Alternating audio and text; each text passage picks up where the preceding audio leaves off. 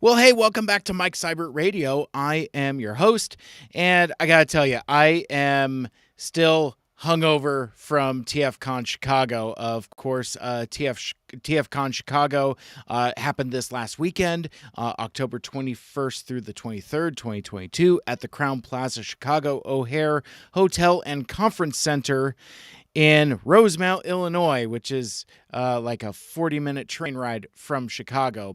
But I guess that's kind of the thing with these TF cons and the cities that they're connected to. Like for example, TFCon LA is in Burbank, TFCon Toronto is in Mississauga, and I haven't been to any other TFCon, so I don't really know.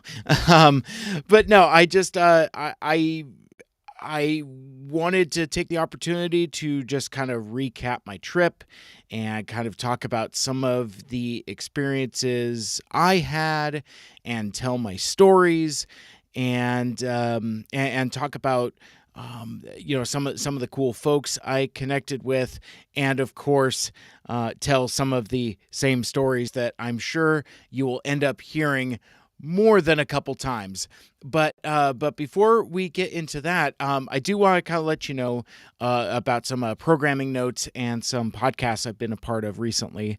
Obviously, if you haven't had the opportunity yet, check out my most recent episode.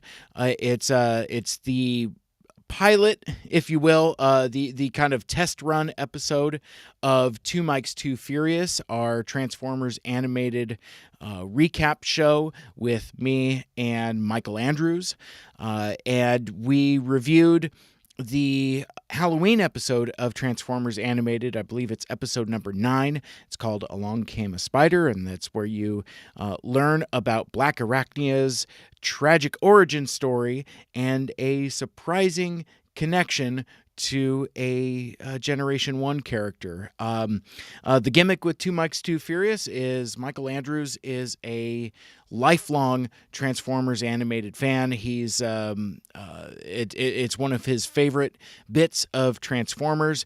And because I'm a crusty G1er and didn't quite understand or appreciate the animation aesthetic at the time, I chose to pass on TFA. So this is actually my first time through. So the discussions are very real. I come to it from a very new person standpoint, and he comes from it from a very veteran standpoint. And the folks I talked to at TFCon that have heard the episode seem to dig it quite a bit and are looking forward to potentially more in the future. We are looking to get that podcast off the ground before the end of the year. We don't know exactly when yet. Possibly that middle ground between Thanksgiving and Christmas, but we'll see. But we do want to get it before the door closes on 2022. One, to commemorate the 15th anniversary of TFA, but also to commemorate the passing of Derek J. Wyatt, who tragically passed earlier this year. So we long story short, we just want to make sure and get this off the ground before we close the door on 2022. Also, completely unrelated to Transformers, I want to let you know about another podcast I've been a part of. I was recently a guest on the Stack of Dimes podcast, and me and Camaro Kev, aka Thunder, we did the 6th episode, I believe, in our slightly ongoing series called 3D Never Die. And both he and I are fans of 3D Blu-ray movies. He's a huge fan of 3D movies, going to see them. And I think the last time we did an episode was about 2 years ago. So it took us 2 years and the upcoming Avatar sequel and the re-release of the original Avatar movie for us to do another episode. But that was a fun conversation. You can find that over at stackofdimes.com, and you get to hear me talk a little bit about Black Adam and some of my theories about what the future of 3D Blu-ray is going to be, and for fans of my baby Spider-Man, Tom Holland, Mr. Duck, ooh, gabagoo. There's some of that in there, and my buddy Camaro Kev does the one thing that you should never do, and starts laughing at me. He much like Chandler. Dude pops off whenever I bust out the baby Spider-Man Tom Holland. Don't feel so good, Mr. Jack. Anyway, so hilarity and shenanigans and tomfoolery are happening on 3D Never Die, the latest episode from Stack of Dimes, so you could go check that out. Stuff coming specifically out of TFCon, other places where you can find me this week. I got to give a huge shout out to the Transmissions folks, Daryl, Jeremy, and Charles. I was a part of the podcaster roundtable to close out TFCon. I'll talk about that later, but in a little bit of time travel, that's the current episode of the Transmissions podcast that is available now. Like, you can go to transmissionspodcast.com and get that episode right now. And it was a great panel. It was Daryl and Charles from Transmissions, Trish and Josh from More Than Meets the Ear, Diecast from Radio Free Cybertron, and yours truly. We had a really fun conversation and kind of went all over the road in terms of different Transformers topics. And I'm glad that I have in my own stream here, in my own show, I have the opportunity to get a couple more bites at the apple, because there were a couple things that I kind of only touched on briefly, and some other stuff that I just straight up didn't get the opportunity to talk about. So this is kind of like a way for me to kind of have it all ways. But also, while we were there at TFCon, I recorded with Jeremy and Charles a episode of their very popular kind of sideshow mini show, Let's Talk Transformers, and to where they wanted to interview me and talk about my Transformers fandom, as well as a bunch of other stuff as well. But they've talked to some real luminaries in this space. Most recently, they talked to Chris McFeely, the mad genius behind Transformers: The Basics, one of my favorite YouTube channels. So for me, that's kind of a tough act to follow, but it was a really fun conversation. We talked a lot about a lot of things, and through this array of podcasts, whether it's here on Mike Seibert Radio or either episodes of Transmissions, you're gonna hear versions of the same stories a couple times, because I want to continue to talk about my experience with meeting Peter Cullen and hanging out with friends. And there was just so many cool moments throughout TFCon Chicago that I just kind of want to talk about. But we also went on several tangents. Jeremy asked me some really great questions about my fandom of nerdcore music and how I kind of got involved with some of that scene. And we talked about other stuff I collected. We went on this tangent comparing the Siege Sideswipe molds, my collection there, and my collection of Black Series Boba Fett figures. I seem to have a knack, and I didn't realize this until I had that conversation with those guys, is that I do seem to have a habit of buying the same figure multiple times, just in different colors. It's not even, she's got a new hat. It's literally, well, this one is white, this one is black, this one is red, this one is blue, and they just get me every time. So anyway, that is going to be what's going to act as their episode of Transformers Alt Mode. I believe that comes out this Friday, and again, it's going to be the latest installment of Let's Talk Transformers from the Transmissions podcast, again featuring yours truly. So that's going to be a lot of fun. So that's some other stuff that's not here on the main Mike Seibert feed that you can check out. It's interesting now that the season has changed and we're now in fall, autumn times, it seems like it's gone from famine to gluttonous feast in terms of Mike Seibert radio content. Um, I went from, I mean, shoot, I think my most recent episode before I started doing stuff in October was the episode when I talked to Jim Sorensen. And I think that was at the end of August. I don't think I even posted an episode in September. But now, in so much time, you've got my review of Blackened Whiskey, Two Mikes Too Furious, hung around with the Autopod Decepticast guys, all of this stuff at TFCon, and all of the stuff with the Transmissions guys. Anyway, so yeah, I hope this will keep you satisfied for a few, and I have a couple other cool things that I'm working the logistics through. I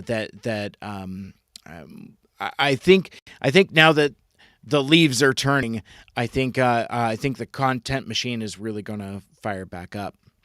So, as I said before, I'm basically through this. I'm just going to tell some stories. I have some outline points and kind of talk about some of the things that I saw during TFCon. So I'm going to go through relatively chronologically as best as I can. But if you're watching the live stream, feel free and jump in the comments, ask me questions, interact with me as much as you would like, and we can kind of drive the show from there. So I would like to start. I suppose let's go all the way back to when I decided to go to TFCon Chicago. As I've said in many other places, just based on the date, the second to the last weekend in October, kind of towards the latter half of the month, knowing that it was me and my wife's 20-year anniversary. Not sure what our plans were going to be, what kind of trips we were going to do, what kind of celebrations we were going to do. I had no expectations that I was going to going to be able to swing it going to TFCon, especially after having gone to TFCon LA back in March. And basically it was a variety of dominoes. It was kind of a domino effect. But I had been telling all of my friends, it's like, okay, well, we'll see you in Chicago, right? And I'm like, yeah, no, probably not. Don't count on it. But then as our plans, Lucky and I, our plans kind of solidified, it became more clear that there perhaps was an opportunity for me to go to TFCon in Chicago after all. And I'm really glad that we were able to make it work, and I'm really glad that we did, because I just had an amazing time. It was a terrific hang. It was a lot of fun. It was great connecting with friends again, both old and new, and both digital and analog. I had more than a couple opportunities where I had met folks in real life for the first time, but I didn't realize that until after, handshakes and bro hugs and, basically saying like, oh, well, it's good to see you, which is different from saying it's nice to meet you. You know what I mean? It's like, so I feel like I knew these folks and had met these folks and were friends with people, and really just having the opportunity to see folks in real life and connect faces with names. It's something that's really special. And so, yeah, I mean, there's tons of cool stuff to do at TFCon. There's the dealer room, there's the panels, there's buying stuff and autographs and all of that other stuff. But really, the main draw for me is friendship, the opportunity to see my friends and to connect with folks. But really, it was the last couple guest announcements. Obviously, the big one being Peter Cullen. I had never met Peter Cullen before. He's the voice of Optimus Prime, and obviously in Generation 1, but also in several other iterations. It felt like it was a very special guest announcement. And I thought, because like this was maybe my fifth TFCon, and I had kind of a feeling for kind of the rhythm and cadence and the overall vibe of how these shows go and the caliber of guests that the convention brought in. And I just thought that based on the appearances that Frank Welker and Peter Cullen together have been making at various larger conventions and toy shows, it felt to me that Peter Cullen was a bit out of reach, as well as Frank Welker. Even though they have both separately been to TFCons before. Both of them have been to TFCon Toronto. I don't know my TFCon history well enough to know if they had if they've been to a US TFCon. Toronto is the TFCon mothership. Most of the staff and crew is from the Toronto area. So, and that's where it started. And incidentally, this is the 20th anniversary of TFCon. And they put on a really good convention. It's, I had never been to a specific fan convention before TFCon when I first went to Chicago back in 2018. But I just having gone to larger conventions like Emerald City Comic Con here in Seattle, it was just a different vibe. And I had just gotten used to the way TFCon was. But anyway, I thought Peter Cullen was out of reach, and so I was very surprised and excited when he was announced. One of the projects that I've been doing as a collectible over the last several years, since TFCon LA in 2019, I have been collecting autographs for creators folks that specifically participated in Transformers the movie. So it's voice actors and writers. So I've got Flint Dille and Ron Friedman and Doug Booth, but I've also got a variety of voice actors as well. So Peter Cullen was definitely a huge get, a huge signature for that poster. And it's interesting because I have friends that have looked out for me, because I haven't gone to every TFCon. Like I missed DC, I missed Baltimore. This Chicago show was the first time I've been back on the East Coast since COVID. In fact, actually, this is the farthest I've flown since the pandemic. And I've had friends offer for me to ship my poster to them and get autographs, and I always appreciate the gesture, but I always politely decline, because yes, I want the autograph because it looks cool with all of the signatures together on my Transformers the movie poster, but I also want to have the connection with that person, to shake their hand, to look them in the eye and say thank you. those kinds of stories, or talk about like the friends that I made in line.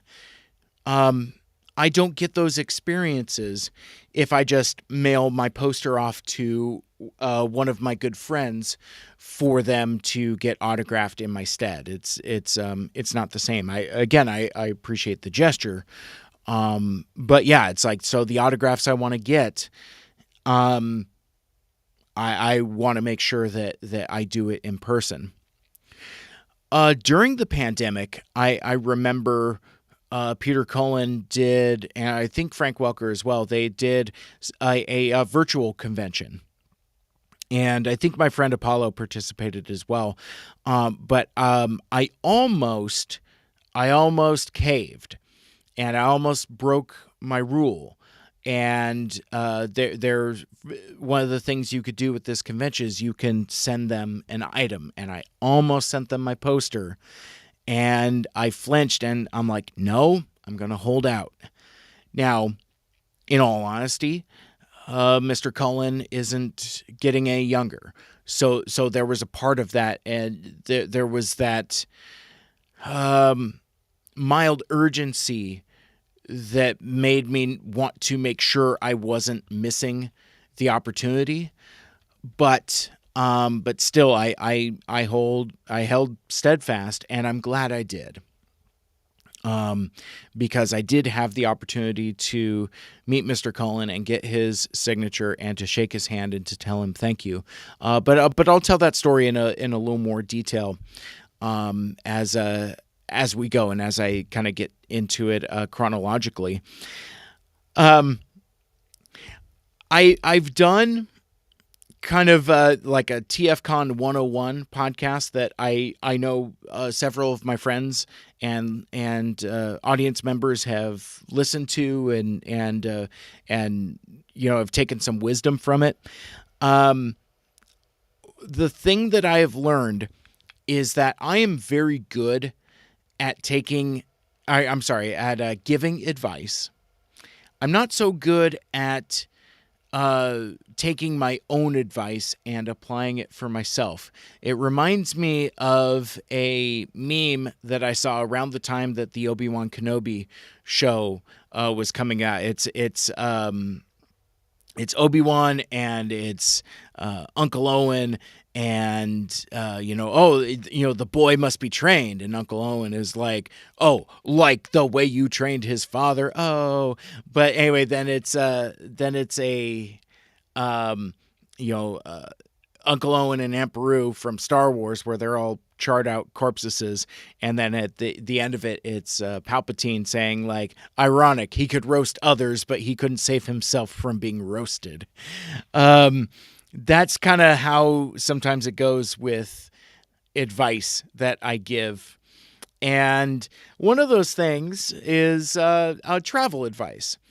Now, since 9/11, it's been like, you got to get to the airport like 2 hours early because, there's going to be additional security screening, and it just takes a long time. Well, over the last 20 years, I have gotten more and more complacent, and it slips just a little more with each passing year, especially now that we live in such close proximity to the SeaTac airport. We live 2 miles away from the airport. So I more or less, I think I set my alarm for 2 hours before my flight. My flight left at 6 a.m.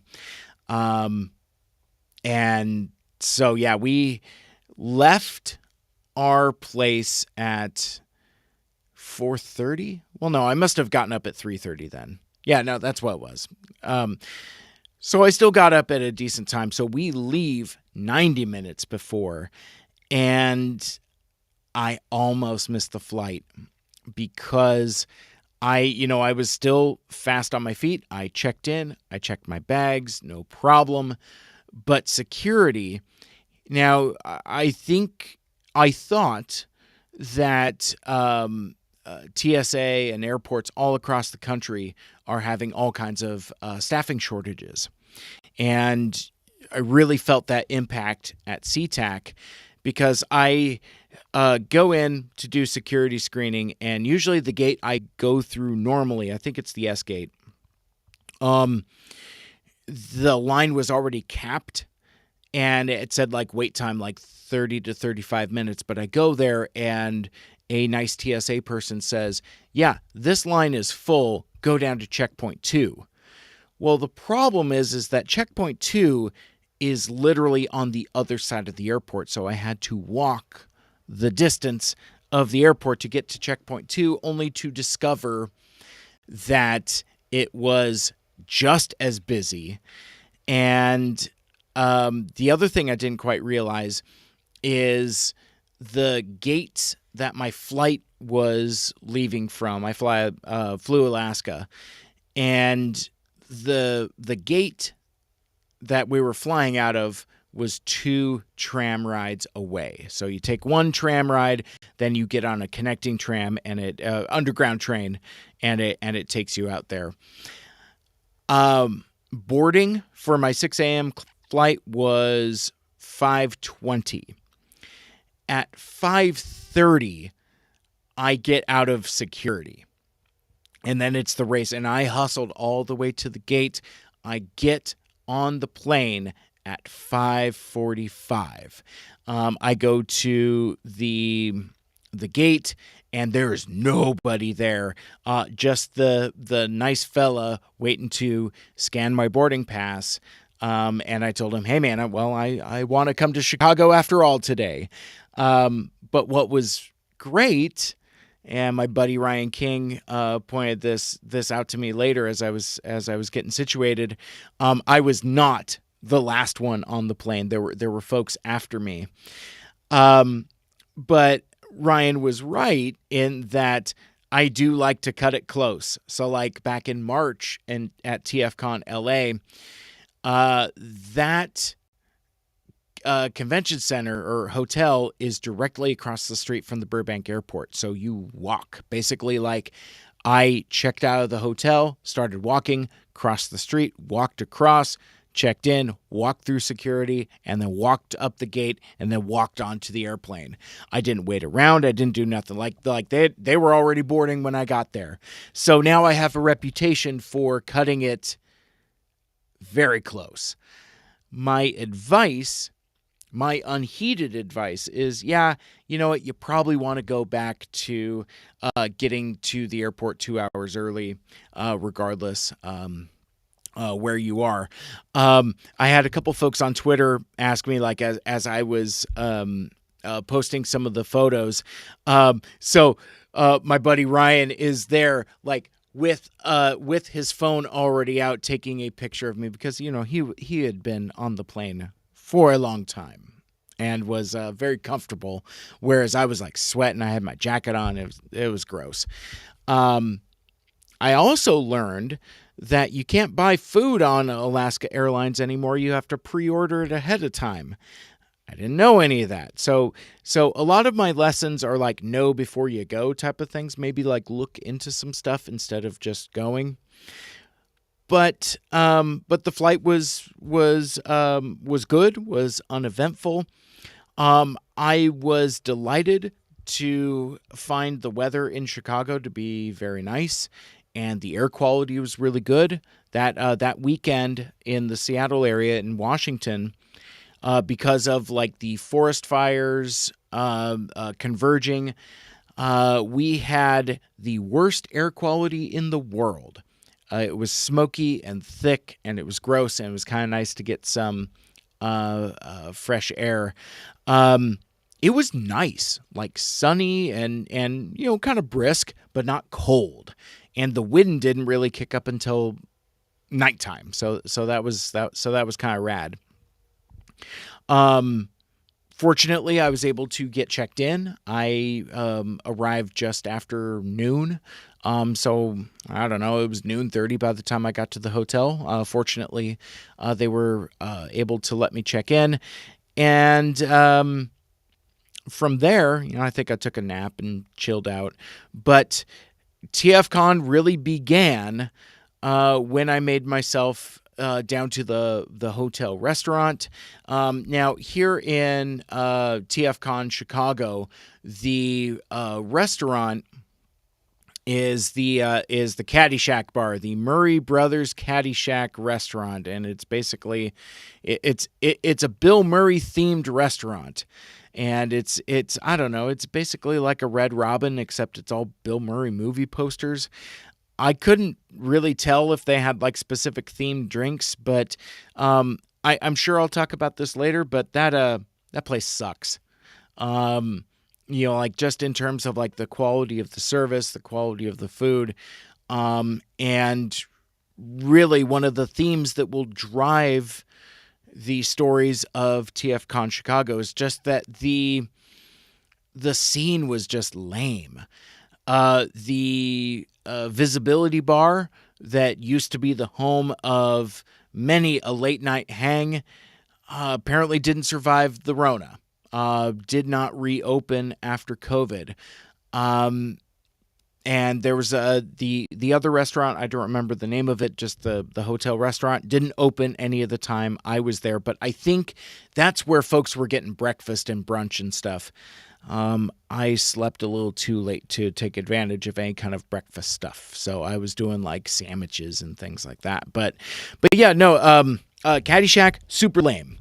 And I don't necessarily specifically blame the staff, but I think they were either not prepared for a nerd convention to come to town, or they just didn't want us there. Either way, at several turns, me and my friends felt specifically unwelcomed, which was a little frustrating. So yeah, I don't think I want to dwell too much more on that for now, but the highlight, TFCon started when I go down to get some lunch, and who is sitting posted up at the bar? But none other than my dude Melvar from the Radio Free Cybertron podcast. And it was interesting because, like, I had talked about earlier about, like, friends that, in different spaces. And I'd seen Melvar a few times. He's usually paired with his Radio Free Cybertron co-host Diecast. They've got kind of like a Jay and Silent Bob thing going on, very similar to their dynamic on the podcast itself. Diecast will talk as much as the day is long, but Melvar's really good for like a one-liner or a zing or a smart mouth comment, but doesn't talk a whole bunch. Kind of seems to do more listening and letting his friends talk. But it didn't occur to either of us. It didn't occur to me until we had been hanging out for over 2 hours talking about Marvel movies and Marvel Legends toys and what's wrong with the Ghost Driver HasLab and how we can fix it. We created this whole alternate plot line for the Thunderbolts movie that and the opportunity to do it that I think folks would be pretty satisfied with. Basically, very similar to how it happened in the comics when Thunderbolts came on the scene, is that's the first thing you do after Avengers Endgame, after spoilers. All of the most of the original Avengers are either dead or no longer part of the main Avengers team. And then this new team of new heroes comes in, and surprise, surprise, they're all villains. But they're all villains that we've seen before, like, Claw and Justin Hammer and Shure, Yelena Belova, the other Black Widow, So some of the knuckleheads that have been announced as part of the MCU's Thunderbolts project, but not like Red Guardian or Winter Soldier or, characters that have been overused or not necessarily necessary in this context. Mainly, I think we were just kind of both sore that they killed off Claw in a Black Panther. Great narrative moment for the Killmonger character, but it kind of denies us a really good opportunity for a great Marvel villain. But anyway, so we talked for hours there at the bar. Because like it was early enough in the day where the throng of revelers hadn't shown up yet. And I think the majority of our friends hadn't shown up yet either. So it was really just kind of he and I. But it didn't occur to us for a rather significant amount of time that we hadn't really, he and I, just talked. Because it's usually always like he's next to Diecast or I'm with the APDC guys. So it was a nice treat to be able to hang out with him. And going one better, I don't know if we had actually like formally met to the point where it's like shaking hands. Hi, I'm Mike. Hi, I'm Melvar. But we're Twitter mutuals. We're podcast buddies. So, but that's kind of what I'm talking about in terms of these relationships that are already real. So like when they transcend into reality and the real world, it's it doesn't necessarily feel new. So as time passes, it's getting closer to registration time, and I think then how did that happen? Because like basically like so the my friends Aaron, Ryan, and Caleb, the Autopod Decepticast, they show up. I see Jeremy from Transmissions, and we're all starting to do the lineup for registration. And this might get into some of the conversation that I talk about with regards to Saturday. But TFCon is odd and unusual in terms of how they do registration. So it's kind of like I've referred to it this way before, but TFCon is a big, small show. So it has very much like a small show roots to it, but it's also pretty darn big. So basically what happens is, you buy your tickets, and then like you get a QR code from not Eventbrite, but maybe it is. Anyway, you get a QR code in your email, and you're on a list as well, because like I couldn't figure out how to get my QR code into my Google Wallet. It was a whole OK Boomer thing. But they were just able to check me in by my last name. So basically what happens is you buy your tickets, then you go on site, then you get in line to register. You register, then you get your wristband, your goodie bag, and then you're ready to go. Unlike say like bigger conventions where like they mail you passes, or if there's like badges and lanyards and things like that. So it is a little different, but it is time consuming. But that's the time that you want to make line buddies, either new friends, old friends, no matter how you slice it. I think going through that Friday registration line, I made a fair amount of both. So it was just really fun. Jeremy had from Transmissions had invited me to roll with a crew out to go see Black Adam, and he had asked me several weeks ago. Come to find out, they had bought like a batch of tickets to go see the Black Adam movie. And it was it was a couple things, because like I politely declined because I didn't want to miss the later evening panels, the Transformers the movie first draft panel, which I'll talk about in a moment. So I wanted to make sure and stay close, and really I also kind of wanted to stay close to the hotel and the scene.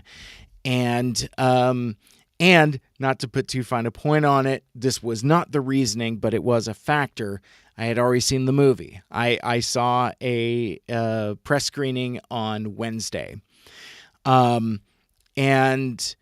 briefly, my thoughts on Black Adam. I wasn't in a hurry to go back and rewatch it. I do actually kind of want to see it again because now that the movie is out, there has been some discourse that does make me kind of want to take another look at it. But my so briefly in this TFCon recap, it's my review of Black Adam.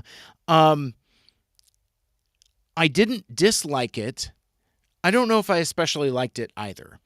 And what I told the nice lady from the studio rep, the lady with the clipboard that you talk to when you come out of press screenings, it's like, they're usually looking for like a sentence or maybe a couple sentences, a couple words that they can pass on to the studio. And what I told the rep at the time on Wednesday, before the movie came out, was like, I think this is a terrific vehicle for Dwayne "The Rock" Johnson. But the rest of the movie it's so generic that it feels to me like it was written by an AI that you fed every superhero movie into, because it feels like it touches on a bunch of the same tropes. It is very much paint by numbers. That doesn't mean it's especially bad, but in terms of who is it for, you got to ask yourself, if you are planning to watch Black Adam, it hinges on one question. And think of it like a diagram where it's like yes, no, and then branching outcomes. It all hinges on your appetite for Dwayne "The Rock" Johnson. Do you like The Rock? Yes, no. No, this movie is not for you. No further questions.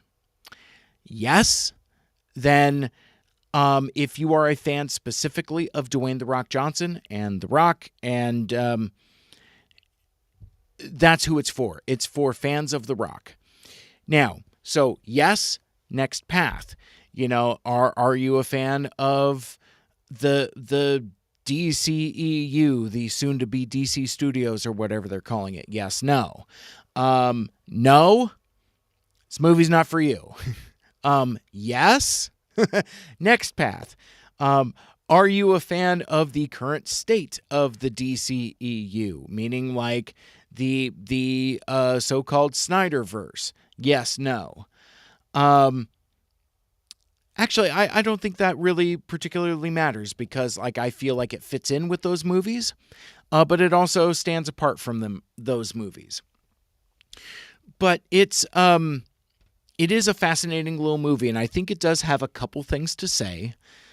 I kind of liked Dwayne Johnson's stoic performance.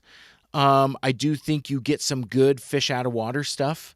Not all that dissimilar to Wonder Woman or any other superhero movie where the fish is out of water. But also, I feel like it cribs quite a bit from Terminator 2, to the point where it's like, even if this machine, this Terminator, could, learn the value of human life, maybe we can too. There's a lot of borrowed themes in Black Adam, so it is like a weird mix. And I didn't realize, because I was in TFCon lockdown while this was happening, I didn't realize that the post-credit scene was essentially spoiled, because I had listened to a review where more or less the content of the review was all about the post-credit scene and not really anything else. And I was kind of sore, because I was like, oh my gosh, this movie is out on Monday. The movie just came out. What are you doing spoiling that post-credit scene? It's a big surprise that's not really a surprise. But turns out that that there was a whole news article in the trades all that weekend talking about that character's return to these movies. And I thought that was really odd, because it makes for a compelling post-credit scene.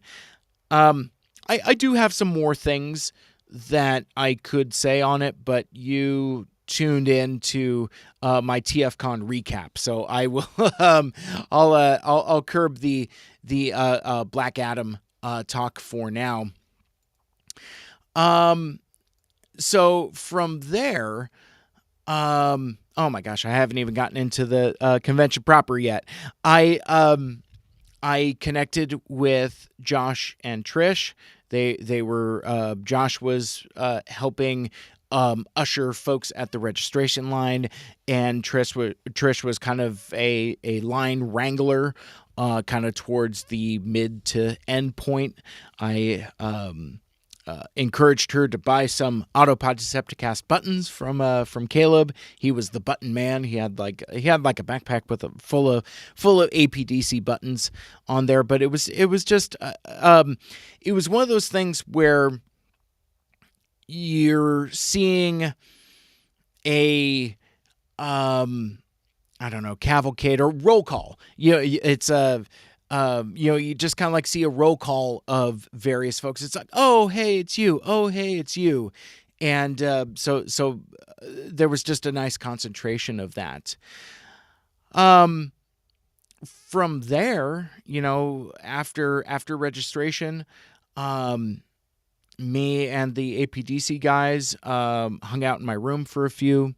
I had some gifts for them. I had a Thomas Deere print of Transformers Season 3, which cracked me up because Thomas was there tabling at TFCon Chicago. So I was like, well, it seems silly that I bought a print in TFCon LA to bring to Chicago to gift to you, but it worked out okay because Thomas Deere had since sold out of those prints, so it worked out just fine.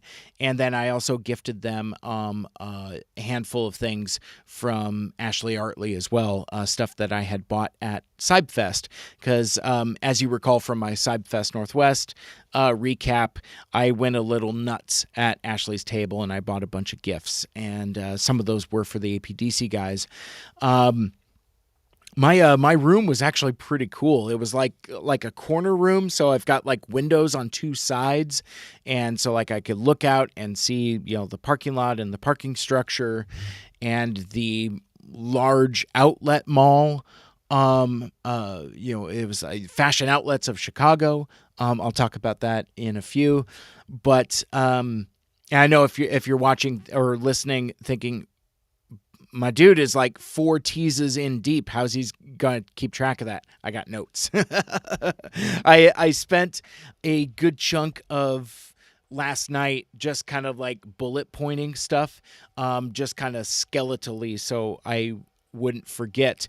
I think what I'm going to do next time I go to a convention, specifically a TFCon, is maybe either like before I go to bed, depending upon what my level of coherence and cognition is at that point, if you know what I mean, and I think that you do, or early in the morning before I get going, maybe do some light journaling, like in terms of like, who I hung out with, what I did, because even like as I was cobbling together my notes last night, there were gaps. It's like, have you ever felt lost time? And when I was talking to Lucky about it this morning before I went to work, and she's like, well, you were probably just BSing with people, just meeting people and talking and visiting. I was like, oh yeah, that's exactly what I was doing. Not taking into account the time that stuff takes, because that was the better portion of my convention. Convention wise, I didn't do all that much. Like I went to almost no panels. I only bought a couple things from the dealer room. But yeah, it was really like those friendship experiences type of thing. So anyway, we decide to go and be a part of the convention. We kind of catch the tail end of the first panel, which was the licensed Transformers oddities, hosted by Rick Alvarez. Rick is a bit of a polarizing figure in the fandom, but I have had no interaction with him, really positive or negative, so it's not my place to say one way or another. What I do know is that he does put on a really good panel. And the oddities panel was really neat because it was like, licensed oddities. So it's like anything that has been licensed through Hasbro or Paramount or whatever, including like Lunchables and foodstuffs and various play items. And I mean, it was some neat stuff. But then it gets into the opening ceremony, where it's just basically Colin, the show organizer, welcoming folks in, and then we get into what I was there to see. I mean, oh man, you know what? I had gotten so into my own head about like telling stories sequentially, I forgot to square off the sequence of stuff that led me to go to TFCon. So it was Peter Cullen, obviously, but the other huge domino that really got my interest up was Sue Blue, the voice of Arcee and the voice director for Beast Wars, and as well as tons of other stuff. I mean, like she's had a pretty expansive career in voice acting in ways that don't always involve her talking into a microphone. So, but anyway, so I've wasn't sure like if she did conventions. Because I had never seen her do conventions before, so I wasn't sure. But anyway, I was the 1-2 punch of Peter Cullen and Sue Blue. That was something that I could not resist. The other thing that I could not resist, and I'm not saying that my podcast specifically manifested a TFCon panel, but I'm pretty sure my podcast manifested a TFCon panel. As you recall, earlier this year during the summer at TF Nation, Jim Sorensen and Chris McFeely, along with various commissioned art pieces and some other multimedia stuff, did this extravaganza of a presentation of the recently discovered first draft of the Transformers the movie. And, and I've talked a lot about it here on my podcast. We did two-hour episodes on Autopod Decepticast with Captain Alexis. And so we spent a lot of time in that material. But when I interviewed Jim Sorensen to kind of get the story behind the story of how that panel came to be, where this draft of the script came from, and all of that, I had mentioned both on Twitter as well as in the podcast proper. It's like, well, Ron Friedman has already been announced as a guest at TFCon Chicago. What are the chances of doing a panel very similar to the one that Chris McFeely and Jim Sorensen did, except this time with Ron Friedman himself commenting and sharing some of those stories? So for me, that was, I don't want to say more of a draw than Peter Cullen and Sue Blue, but pretty darn close.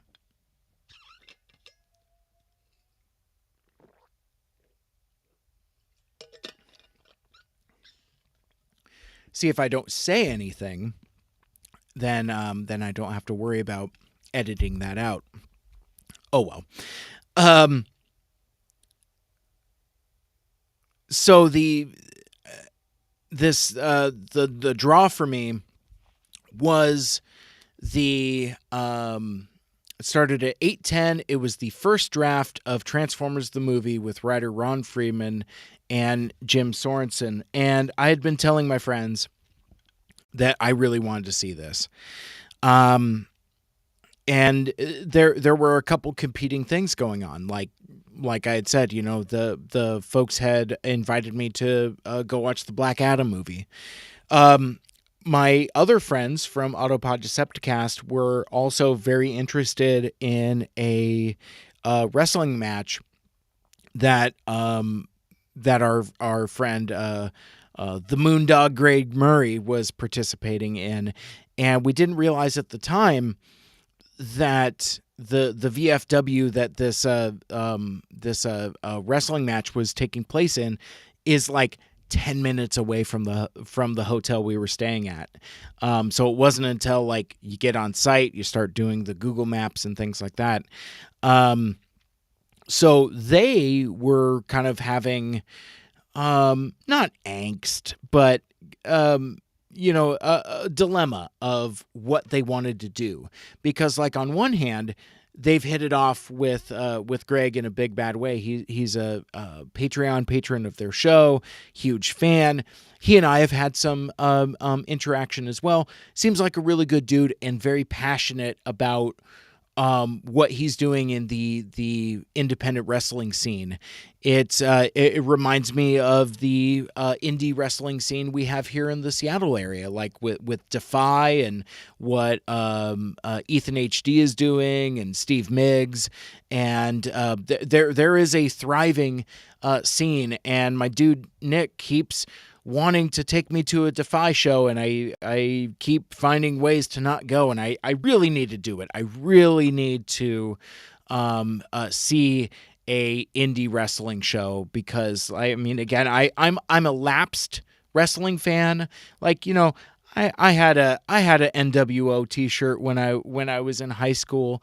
I hung tough through the Attitude Era of WWE, but really that was one of those things that I just kind of grew out of, and shifting tastes and changing interests. I just kind of I got out of it. But there's always been a little bit of me that has had affection for wrestling. So there was a part of me that, like, if circumstances were different, I'd have totally wanted to go, because seeing a bunch of dudes wrestle around in a VFW hall, that sounds pretty rad. But this Jim Sorensen, Ron Friedman first draft of Transformers the movie panel, I knew it was going to be something special, and I knew it was something I didn't want to miss. Especially because of my connection, one, to Transformers the movie, but also this specific material, because like I feel like, again, I've done several hours of podcasting about it. So I mean, for me to ditch out on that felt disingenuous. But that's a uniquely me thing. That's no judgment or mark on anybody else. So my friends were kind of having a dilemma about that. And then in the meantime, Johnny Utah shows up. He's there with his brother. And so he's looking to go check out the wrestling as well. So this panel, the Ron Friedman, Jim Sorensen panel, and we weren't sure how it was going to go, because Jim doesn't have that same relationship with Ron Friedman that he does with, say, like Flint Dille, the story consultant of Transformers the movie. So nobody was really sure how it was going to go. So it starts off, and I'm not going to recap the entire panel, but I do want to talk about some specific things. It starts off with Jim giving a eloquent introduction of kind of how the TF Nation thing came together, and the discovery of this first draft script amongst Flint Dille stuff, and then how it was sold to a private buyer, and then that buyer gave consent for Jim to do scans of the script, and gave further permissions for not the script to be released, but for a truncated summary to be presented for convention goers. Check out my interview with Jim Sorensen for more of that story, and check out our episodes of Autopod Decepticast where we really get into it. So I'm not gonna dwell on it so much here, but basically, like, this was the opportunity to kind of get the story straight in terms of where this script came from, how did it get out, what was Ron Friedman's headspace, and after this introduction, Jim asks Ron what he was thinking about and what his headspace was when he went to write this first draft of Transformers the movie. And if you're not familiar with Ron Friedman, he's the credited writer of the Transformers the movie. He's also the credited writer of G.I. Joe the movie.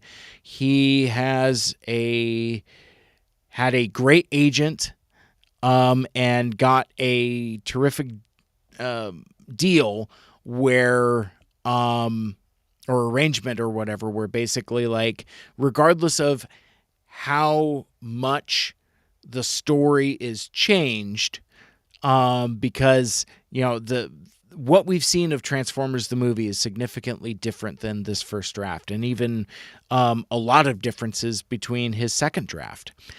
G.I. Joe the movie is violently different, but he's still the credited writer. He also did punch-ups and, as he calls them, rewrites of the first 65 episodes of the Transformers cartoon, and wrote the original 5-parters for G.I. Joe, A Real American Hero. So he's got bona fides, and he does have street credit, and he is an iconic part of all of this. But Ron Friedman is he's an eccentric fella. He's a very old-timey Hollywood person, and the way that he talks and his manner of speaking, the way he tells stories, his turns of phrase, it's all very old-fashioned and again, very old-timey Hollywood. Like, he reminds me a lot of Stan Lee, also in terms of, like, aggressive, unending self-promotion. I want to see a biopic of Stan Lee and Ron Friedman as like a road trip movie, Stan and Ron on the road, because they really are of a kind. And they had a terrific working relationship where Ron Friedman created the Marvel Action Hour, and along with Stan Lee, and so anyway, I think it's interesting because one of my criticisms of Ron Friedman is that he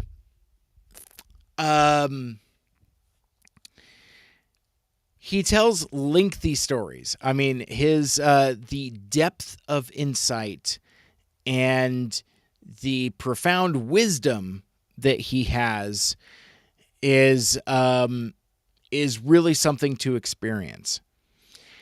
I sometimes, though, find myself a little impatient, which is shockingly ironic, given that I have now been talking to you for an hour, and I'm still on Friday night of my TFCon Chicago recap.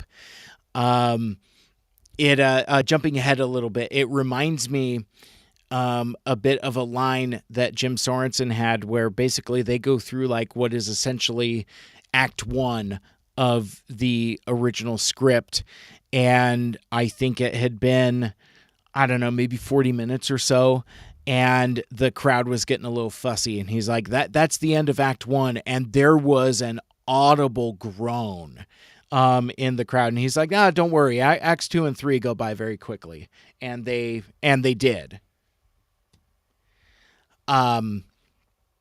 I wonder if somebody's gonna come change the garbage while I'm here. No. Okay, very good. Crisis avoided. So yeah, so Jim Sorensen says he's going to get through Acts 2 and 3 significantly quicker, more quick, which he did. But the first thing from Ron Friedman, when Jim Sorensen asked him about where his headspace was when writing that first draft of Transformers the movie, he gives a conservatively 20-minute explanation about his career in writing and the power of myth and writing fundamentals. And I don't think he ever really gets around to answering the specific question. The answer that he gave, the things that he said, were profound and insightful. And I saw a lot of bobbing heads, and there was a dude behind me, next to Johnny Utah, who was like feeling it, like the guy that would hold up the sign that said "Your music saved me," that guy. So it was just like he was just feeling everything Friedman was saying, like in his soul, which is terrific. I'm glad that he had that impact. But what I've found for myself, and I think this is kind of a uniquely me thing, is while I do appreciate that Ron Friedman does have amazing stories to tell. That was a Freudian slip. Buy his book, I Killed Optimus Prime, so sue me. But no, he just can't get to it. Again, like if I ever make Mike Seibert Radio podcast merchandise, and I want to do like a button or a sticker that says "Brevity is not my first best strength," I would gift one of those to Ron Friedman, because that dude cannot tell a story quickly to save his life. And I do find some irony in that, but I would also say that perhaps that's why it bothers me. I remember when Aaron from Autopod Decepticast interviewed Ron Friedman for the first time at TFCon LA in 2019. He and I collaborated on it. Aaron asked the questions, and I operated the equipment. So I was kind of like the engineer for that project. And they talked for an hour, and I don't think anybody mentioned anything about the Transformers the movie. And one of the things that I was, I still regret this, because the guys in particular were very excited for that opportunity, and I know Aaron was excited for that opportunity. And I remember as soon as it got done, he asked me what I thought, and I was like, it was fine. I was kind of shruggy, a little indifferent, but I wanted to be polite. But he pressed me on it. He's like, "No, really, what's up? Something's up. What's up?" I'm like, "Well, for you guys being a Transformers the Movie podcast, and for him being the writer of the Transformers the movie, you guys didn't really talk about the Transformers the movie." So, and that's always bugged me, because I wish I could have gotten over my own nonsense to not stomp on my dude's moment. That was not a good moment of friendship, in my opinion. But I have found that since Ron Friedman has since become a staple of these TFCons, to the point where he's selling books, he's selling signed photos with he and Stan Lee. He's selling autographs, so it's great. And at 90 years old, make that paper. I admire the hustle. Good for him. I don't necessarily have anything bad to say, but other than just my own personal sensibilities, it's like I wish he would just kind of get to, one, answer the question that was asked, but then, maybe get to it a scratch quicker. Anyway, he gives this lengthy response, and one of my favorite things was to watch the reaction of Jim Sorensen as Ron Friedman is giving these answers. If Jim and I were to play poker together, I don't think anybody would take anybody's money because we both have about the same poker face. It's just like, I mean, he certainly wasn't like impolite or incordial or anything like that. But like, some of the things that Ron Friedman says is just big galaxy brain energy, and it's a lot to take in, and it's a lot to absorb. So I think that's what was driving some of Jim's reactions. But he's also hosting a panel, so he's trying to figure out how to keep things progressing. And basically what Jim did was present the slides that with the art pieces that were commissioned for that TF Nation extravaganza, talking about the first draft. So at a certain point, there's a divergence. Like basically, Jim is talking about the slides and the primary differences in story between the first draft of the movie and what we ultimately saw. Meanwhile, tagging back and forth with Ron Friedman, he's telling different stories of old Hollywood, and he talks about like teaching writing, and again, just some incredibly profound stuff that as time went on became less and less related to the business of writing the Transformers the movie. Now, this was something that he had written, 38 years ago, almost 40 years ago. So I don't think any of us were expecting him to have total recall. But it was fascinating to watch that divergence point. And from that point forward, it was two panels happening at the same time. It's like you would have Ron Friedman talk, and then you'd have Jim Sorensen talk. And very rarely did they intertwine, did they intersect. I recorded some bootleg audio of the panel, and I specifically didn't listen to it for this because I didn't want to necessarily get bogged down any more than I already am. I think I'm going to check it out and see if there's more opportunity for analysis. Maybe even have Jim back on the show to talking about it. But the I think I was starting to get disappointed because I just wanted more insight. I crave now that this original script that we knew had existed but wasn't available. I just want more stories. about it. I just want to hear more about it.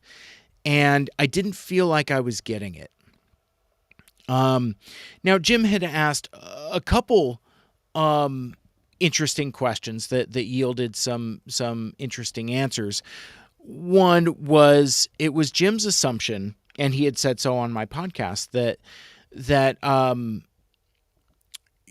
the second draft of the script came from feedback from Hasbro, to which Ron disagreed. He's like, I never had any interactions with Hasbro. And to me, the biggest revelation of the panel is Jim Sorensen brings out this memo. And it's a typed note, presumably from someone at Hasbro, and it has handwritten annotation on it. And the assumption was that it was Ron Friedman's handwriting.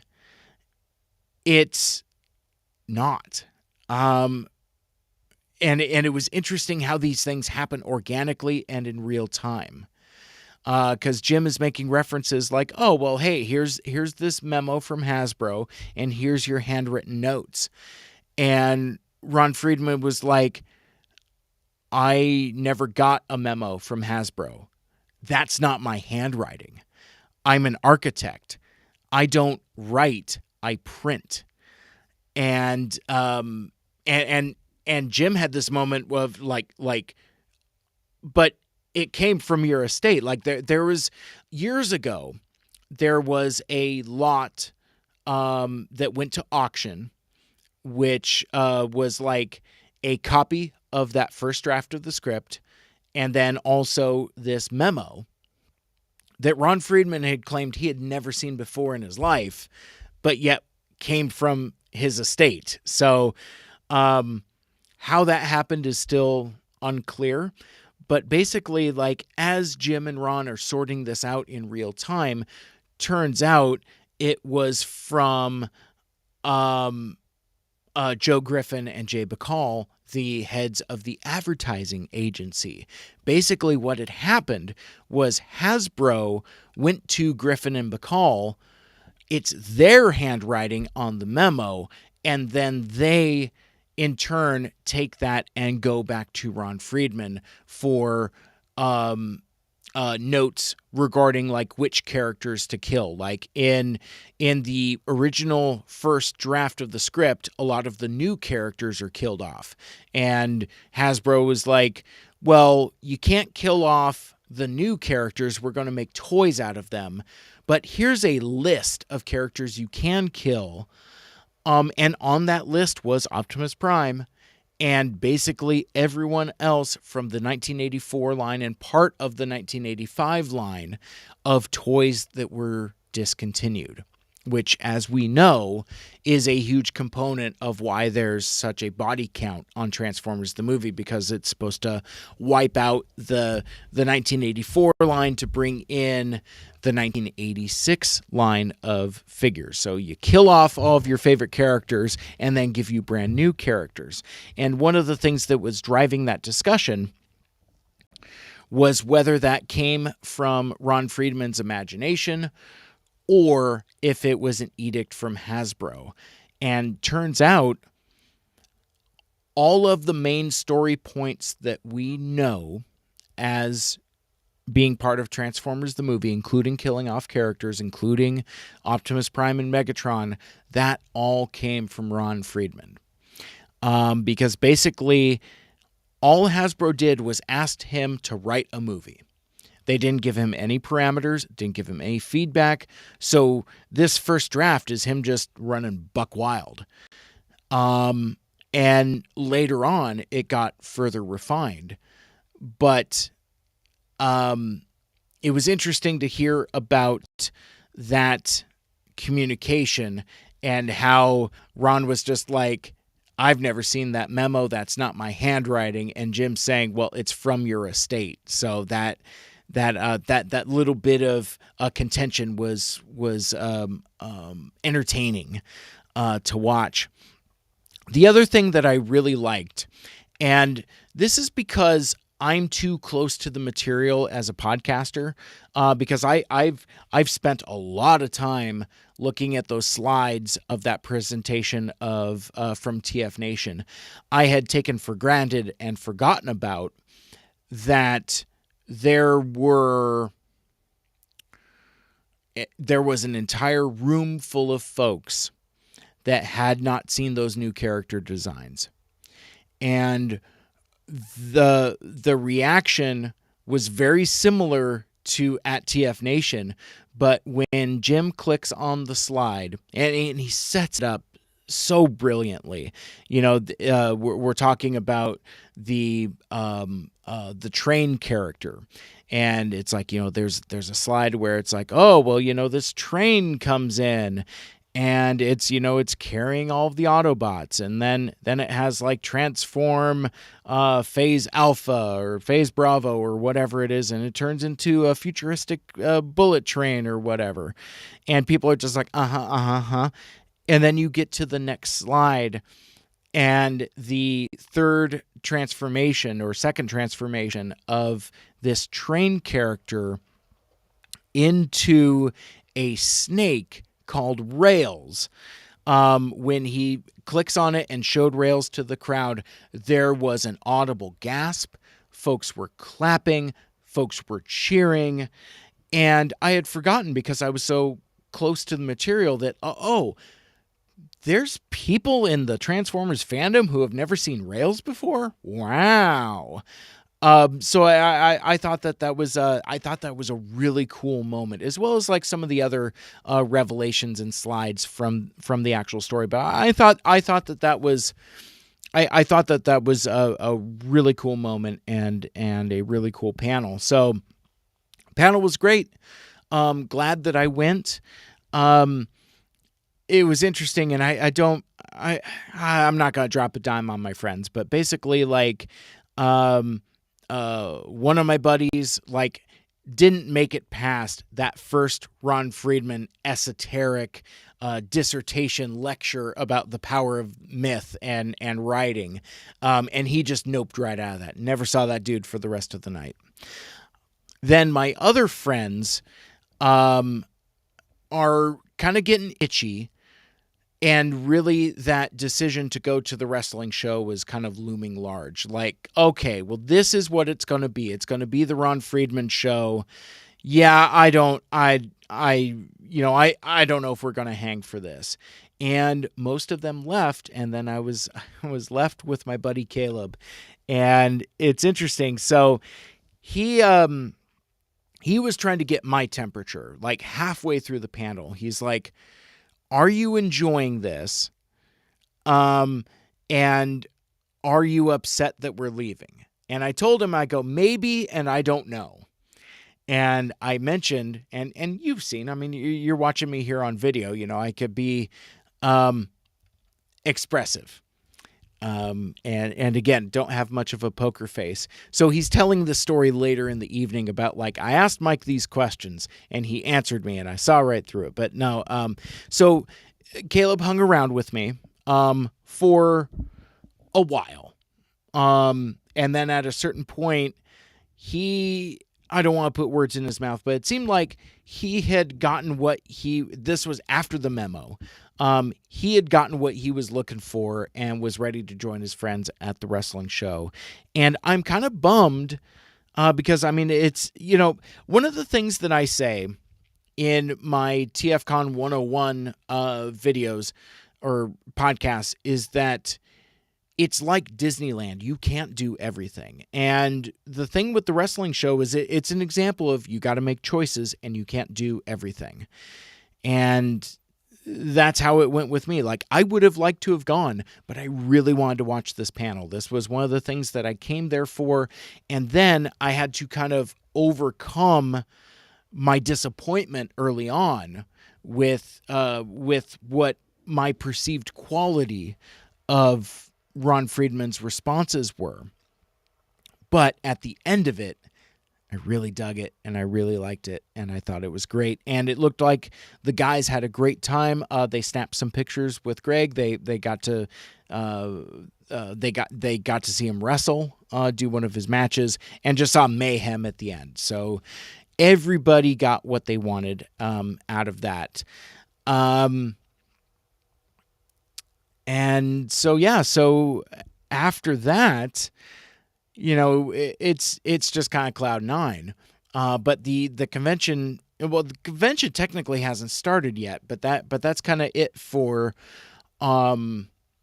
show floor activities. I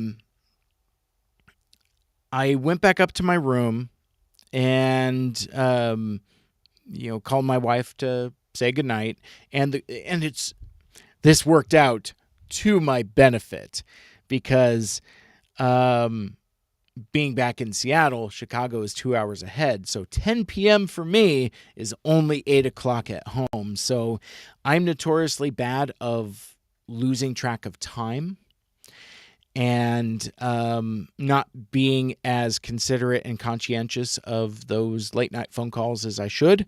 So 10 o'clock for me, 8 o'clock back home, worked out just fine.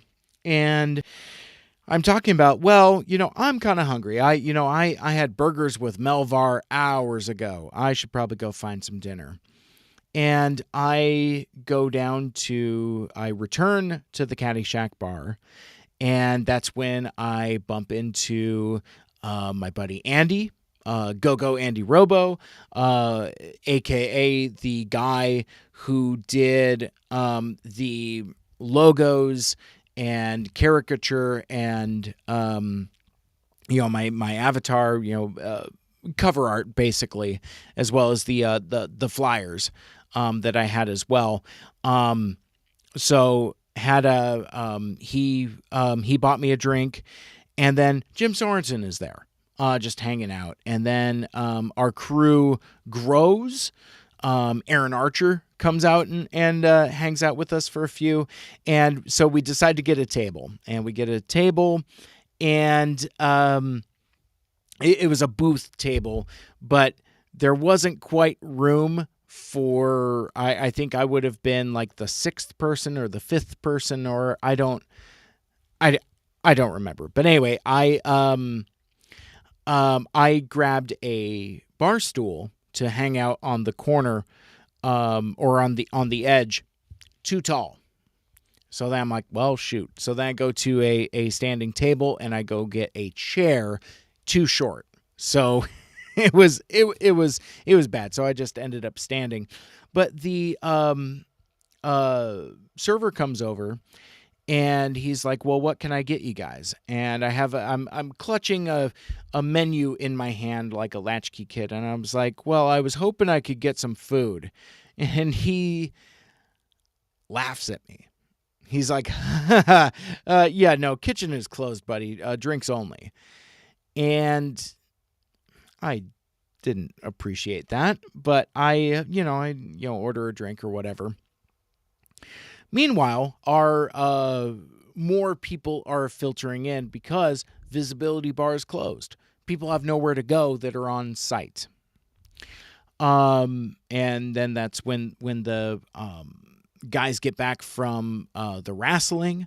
And so, I mean, our crew was pretty deep. And it was getting later. It was like approaching maybe 11. Caleb and I are talking. Oh, no, I'm sorry. Somebody had the idea. Maybe it was Jim. Maybe it was Andy. Maybe it was Aaron Archer. I don't know. But somebody suggested the idea of getting pizza. And I was like, oh, we could just get a pizza and maybe have it delivered to the lobby or something like that. Caleb then goes to the lobby and gets a bunch of flyers. And, we're going through it. He wants to get some Italian meat sandwiches, which is terrific. I was all for that, but I was like, yo, but I want to get a pizza too. We got some hungry friends. And, and I asked, I was like, if I get a pizza, will you guys want it? So anyway, Caleb makes an order. I don't remember the name of the restaurant. And anyway, so we get pizza and snacks, and this is how screwy this is. This gives you a bit of perspective of the sadness of the nightlife at TFCon Chicago. So the kitchen is closed at Caddyshack. They're more than happy to serve us drinks.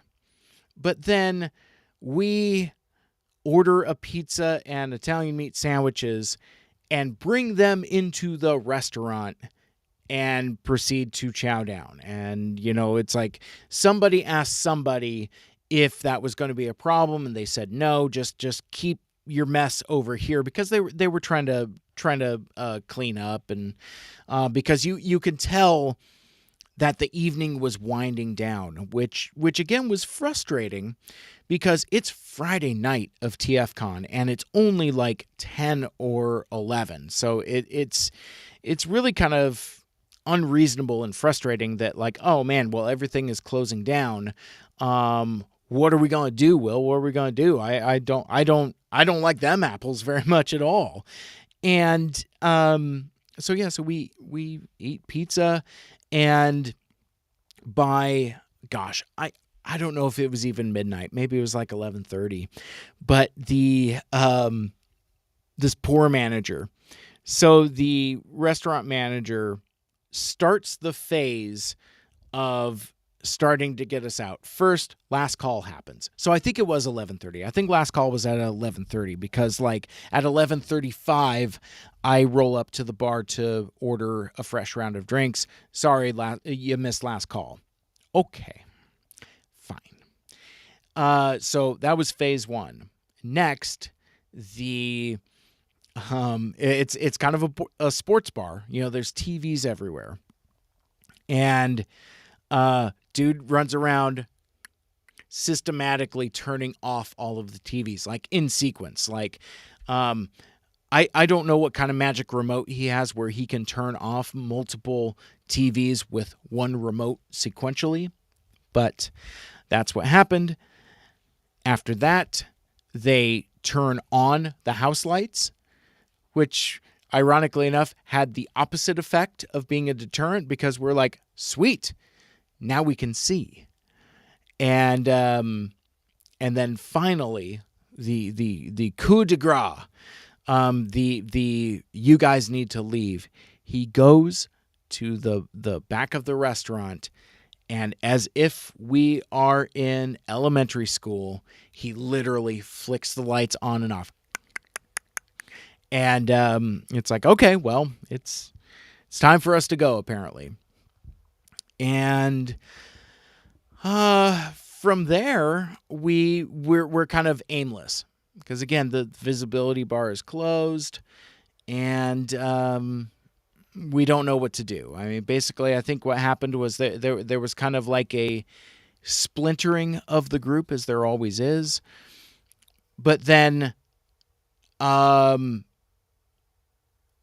groups kind of like expand and contract. So it's like some folks go off, clock out to their room or to go somewhere else.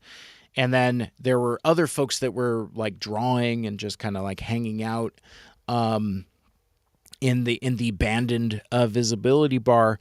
So a crew of us, which was, let's see, who was it? So it was Andy, Jim Sorensen, Melvar, Diecast. I think Diecast was with us. I don't remember. And a fan artist named Patters at Smoktopus out on Twitter. Really fun, cute art. They're great. But anyway, so we find like this super secret VIP lounge that I've never seen before, and we just hung tough for hours, and it was dry. We hadn't drank anything. In fact, this was the least I drank on a TFCon ever. Maybe the least I've ever drank on a road trip of any kind ever. Which is good, but also not. I mean, I have the capacity to be social without alcohol being involved. It's just nice. I like to drink. see my episode on the blackened whiskey. But anyway, so we hung tough, talking all into the night, just about all kinds of things. It's like, art and cartoons and toys and robots, and I don't know if I even comprehend anything in particular. But yeah, no, it was just trading stories. And really that's what TFCon is all about. It's to borrow from a totally different fandom type of thing. It's friendship is magic, and that's that's really all I got to say about that. So that's Friday. So I'm going to take a hit of my water before I get into Saturday here.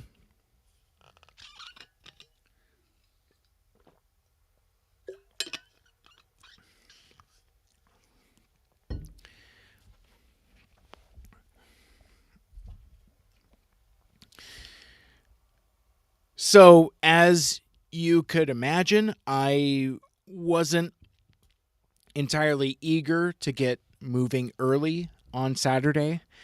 But I had I had signed up and bought my ticket for the morning session of the Peter Cullen autograph experience. And I didn't know what time that was going to be until the schedule came out the week before the show. That's just a TFCon thing. No big deal. But I think I still got up at like, I don't know, 8 or 9 or something like that. It was something relatively reasonable. Fortunately, the flight from Seattle to Chicago is no more than 4 hours, and then with the 2-hour time change, it's not really a big deal acclimating and adjusting. In fact, for the first chunk of the trip, I just felt like I was living on bonus time. It's like, well, it's 3:00 in the morning, but if I were back home, it's really only 1:00. So that's not so bad. That kind of mentality. But so I head downstairs, and the thing for the Peter Cullen autograph experience, I actually really liked how they did it. Now there's some discourse and drama about how the Peter Cullen experience was handled. I'm not going to litigate any of that drama here because, quite frankly, I had a very positive experience. So if I talk about anything negative, it's just gossip mongering, and I'm not really sure I want to do that. But I will tell a story though, and I won't tell you who I heard it from, but I had heard that when on Friday, a representative from TFCon went to go pick up Mr. Cullen from the airport, that a group of fans first sleuthed out that was what was happening. I don't know what clues they used to figure it out, but basically they followed this TFCon representative to the airport and then proceeded to mob Mr. Cullen at the airport. And so, profoundly inappropriate. And, so I condemn every bit of that action. And basically it rattled him. Peter Cullen was rattled by the experience.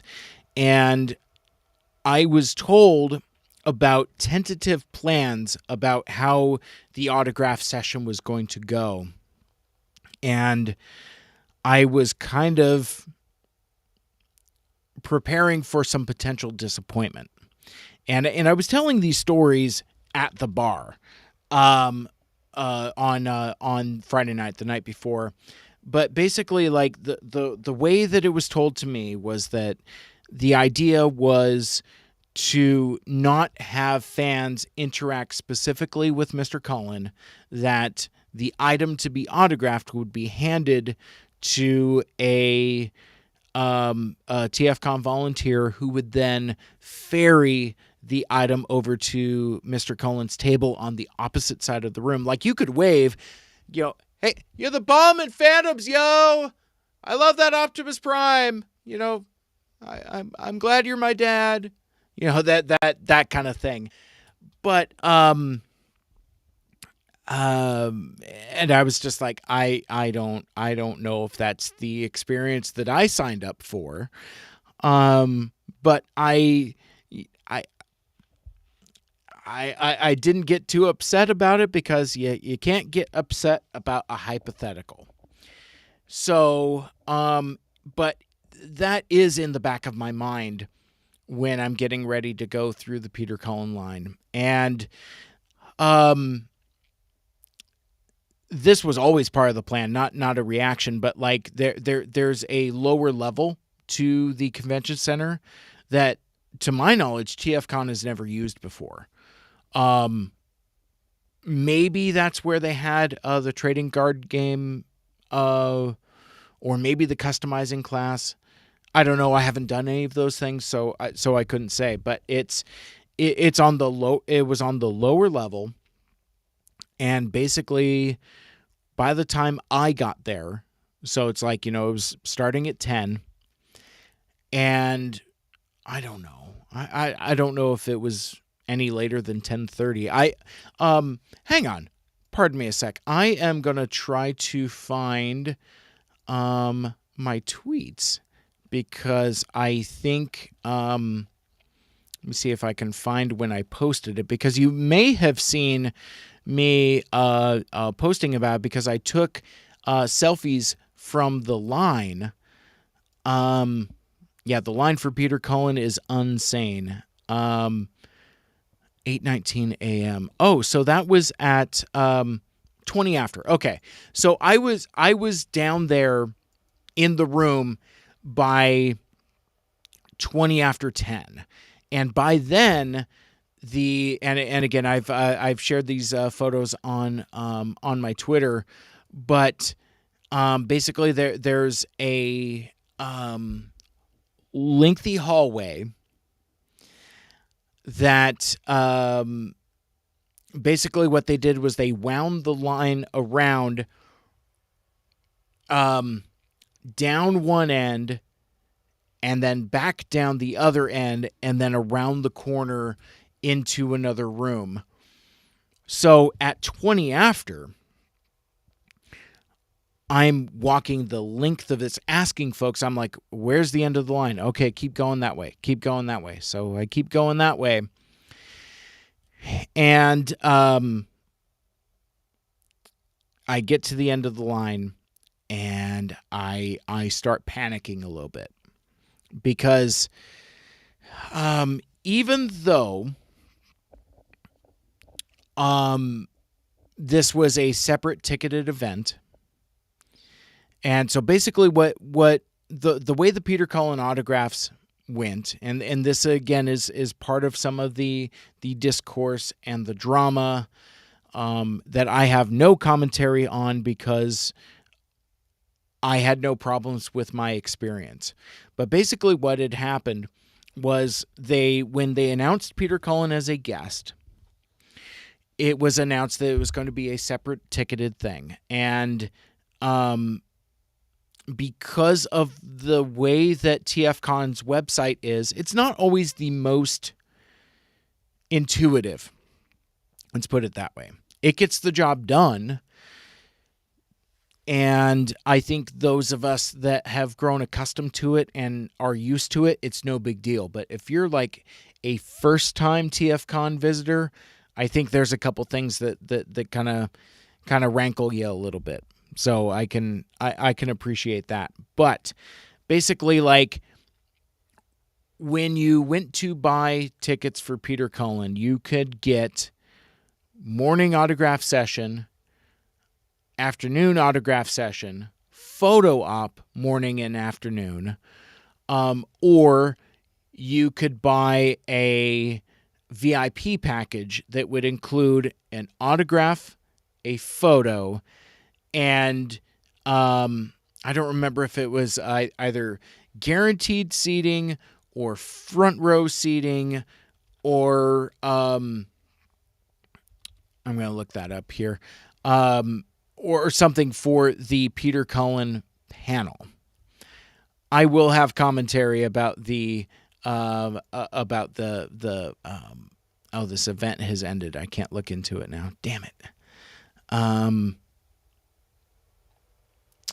Oh yeah. So it is through Eventbrite, but they have it in such a way to where now that the event is over, I can't go back and see how it was sold. Very clever, TFCon. Well played.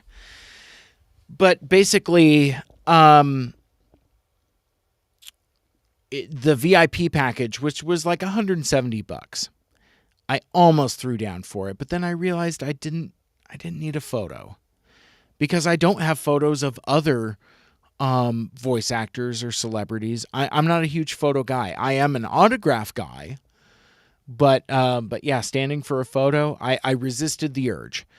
And even then, the autograph was $70, which me personally found to be quite reasonable at a time where they could cost upwards to triple digits. No problem. But again, other folks were critical of that, thinking that, oh, it's just first come, first serve. You should just haggle and buy at the table. Nonsense.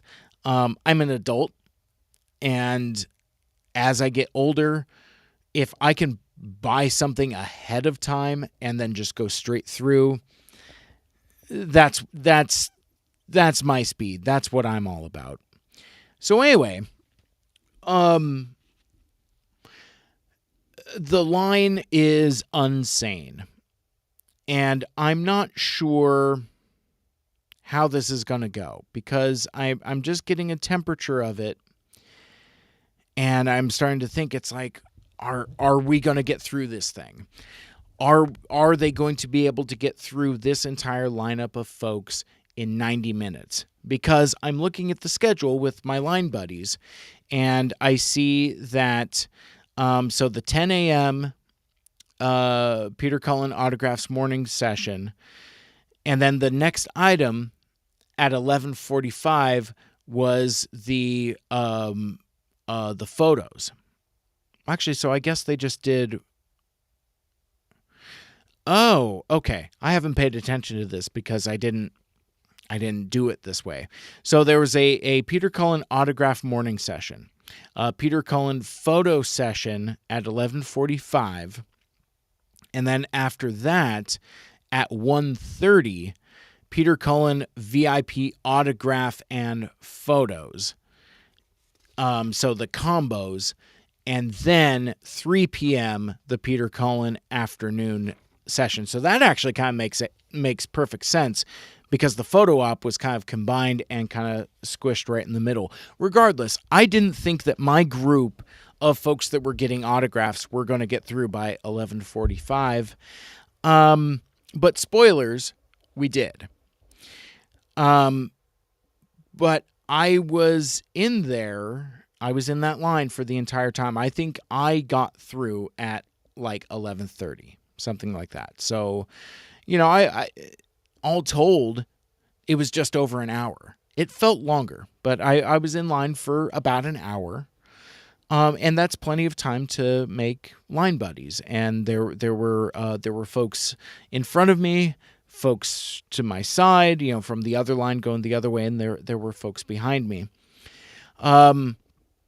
There were a pair of folks, and again, I feel so bad, because like I'm a kind of person where I'm very sociable, and I shared a meme at some point where it's like it's when Grimlock is giving Optimus Prime like a two-handed handshake, like like the hand over the hand thing, and it's like me as a kid playing with somebody whose name I didn't know or something like that. I'm still kind of like that. Like, I'm the guy at parties where I can hang tough with you all night and never ask your name and never introduce myself. It's just a weird Mike thing.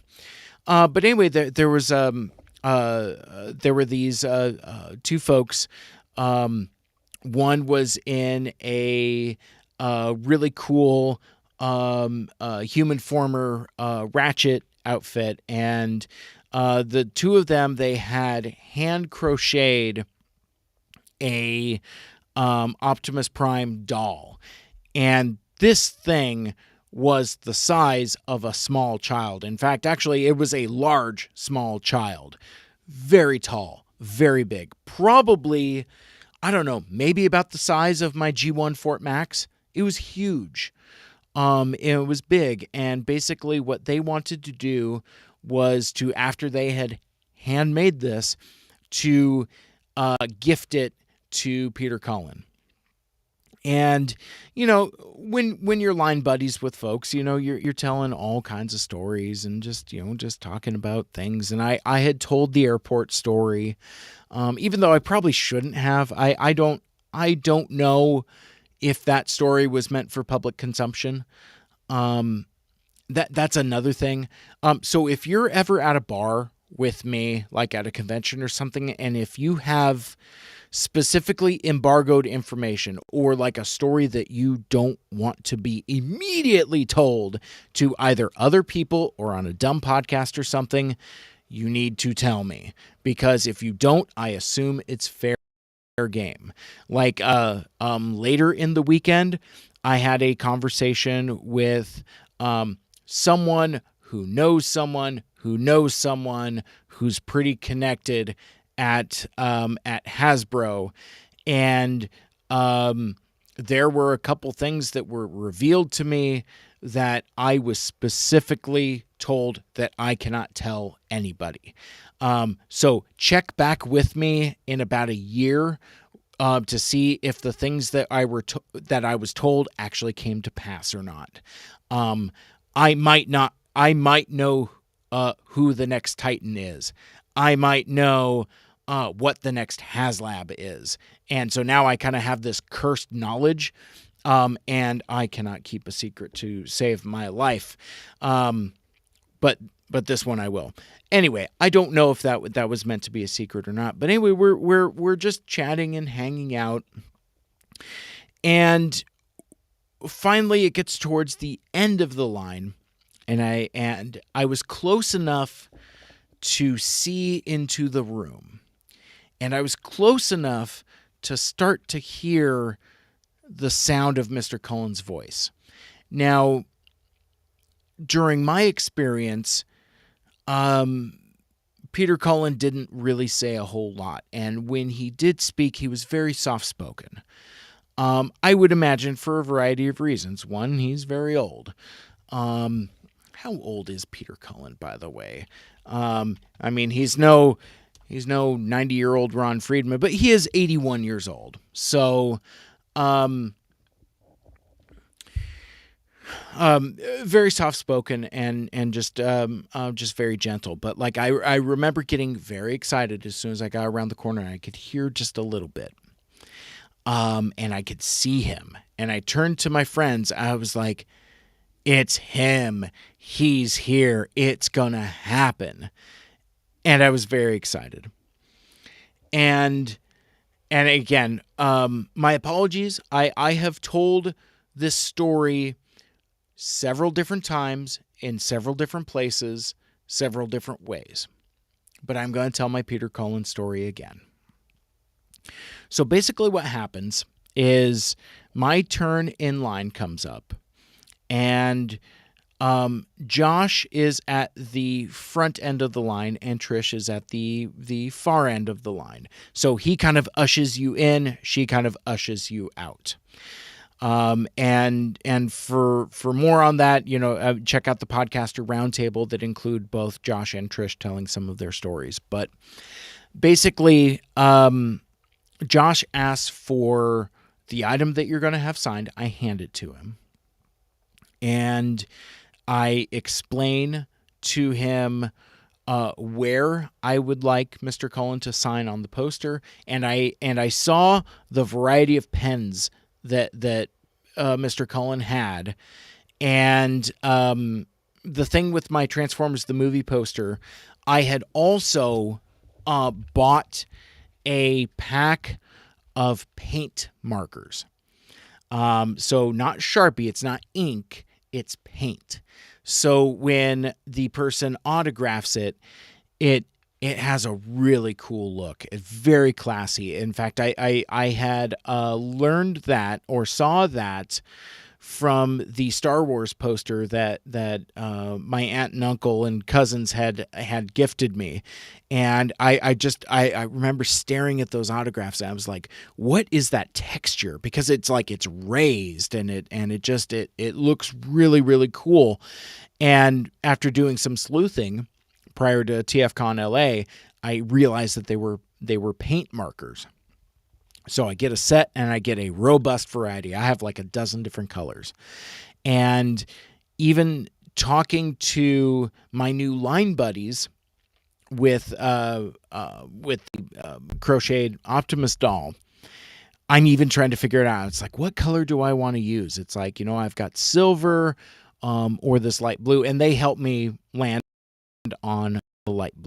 So I see what Mr. Cullen has, and it's all Sharpies. Maybe like a silver Sharpie, maybe a gold marker, and I'm just like, click, click, click. I'm going to use mine. So I tell that to Josh, and I was like, okay, I would like him to sign in this area, which is, I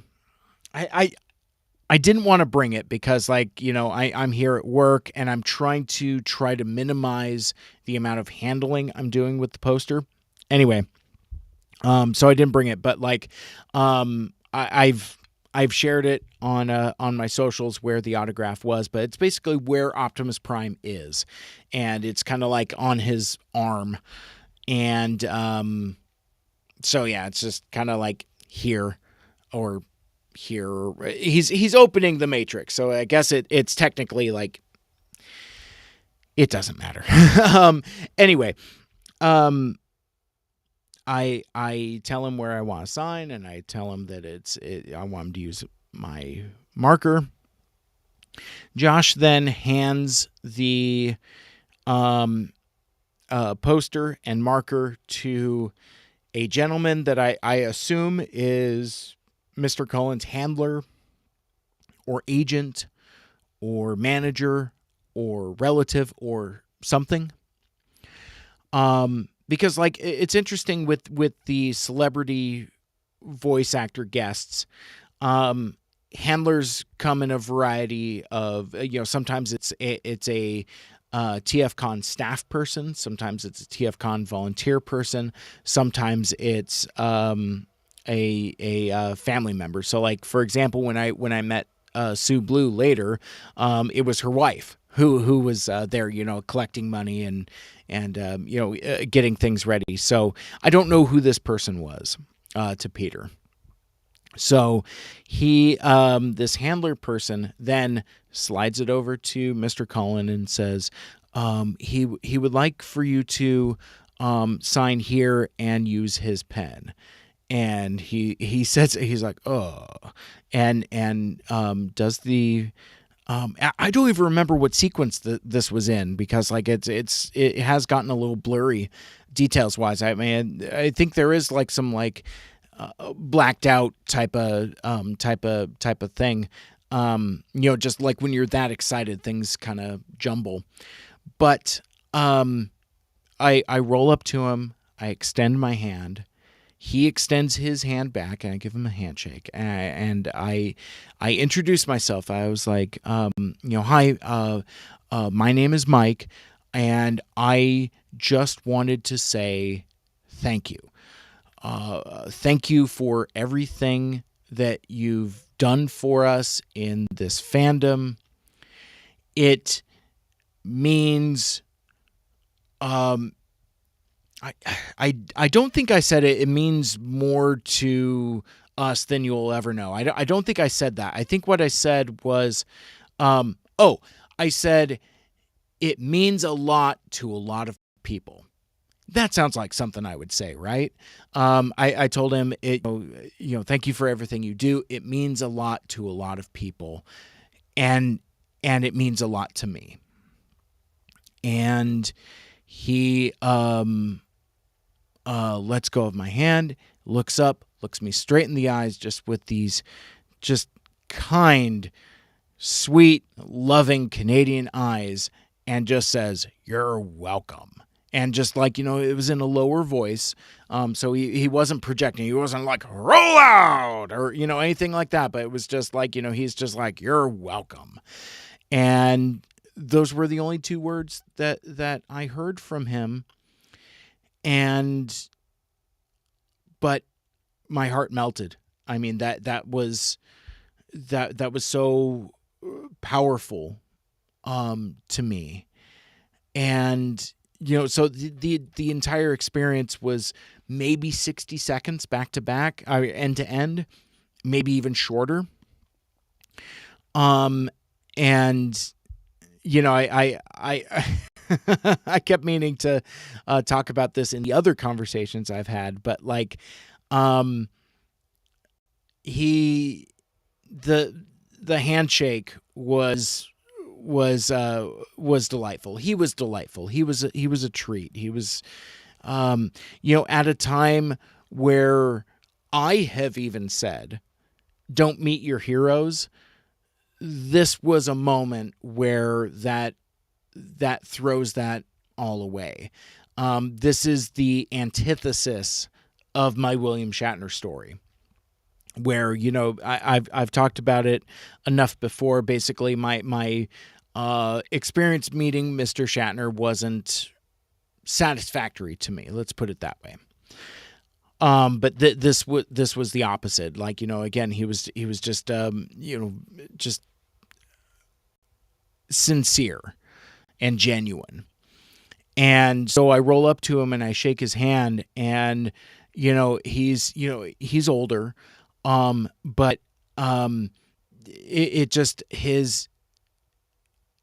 I'm doing a review of a handshake, but no, it's like his hands were very soft, well lotioned.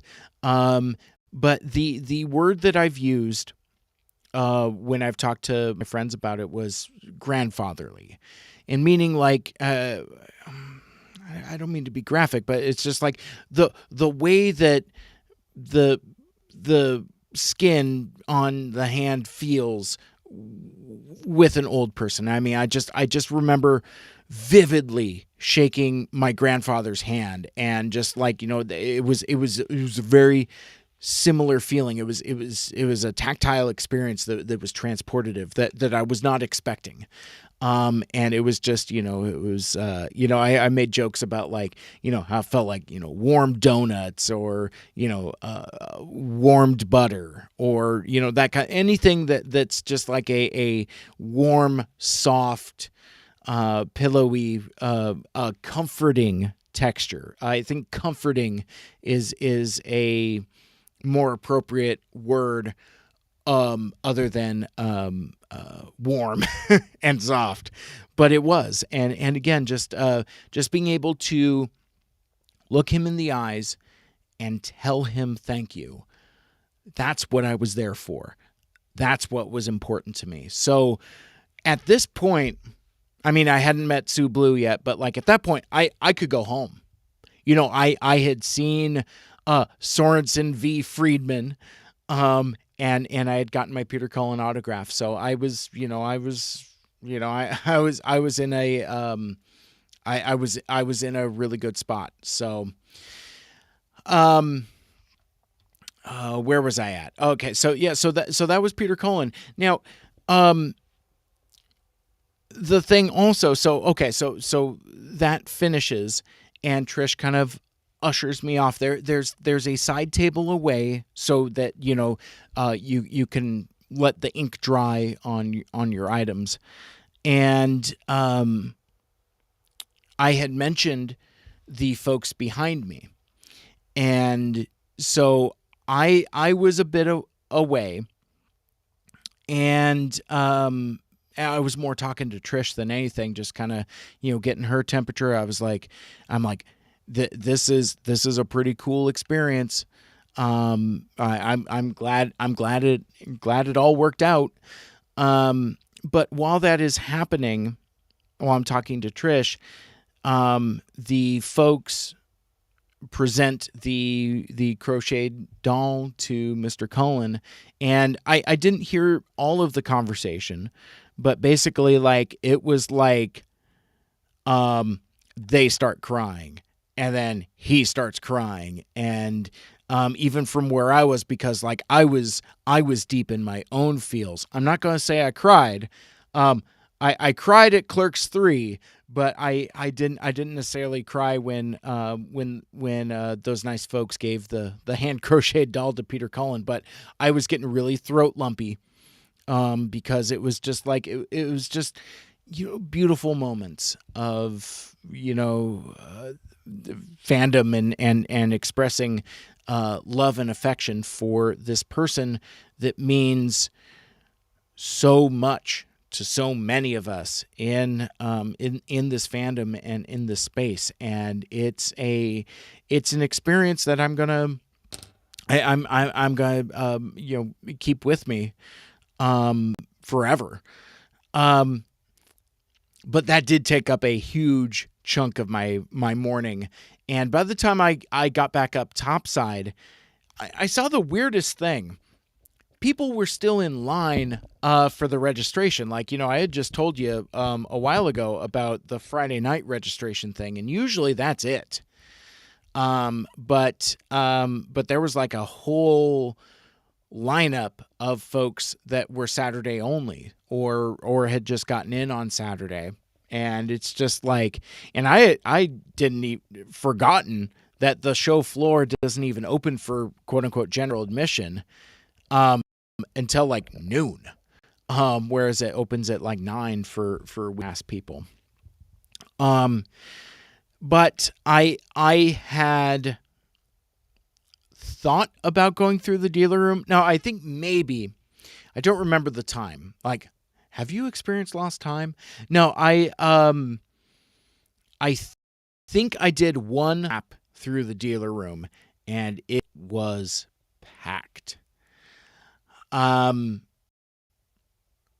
think this was the convention more so than LA back in March and Toronto back in July.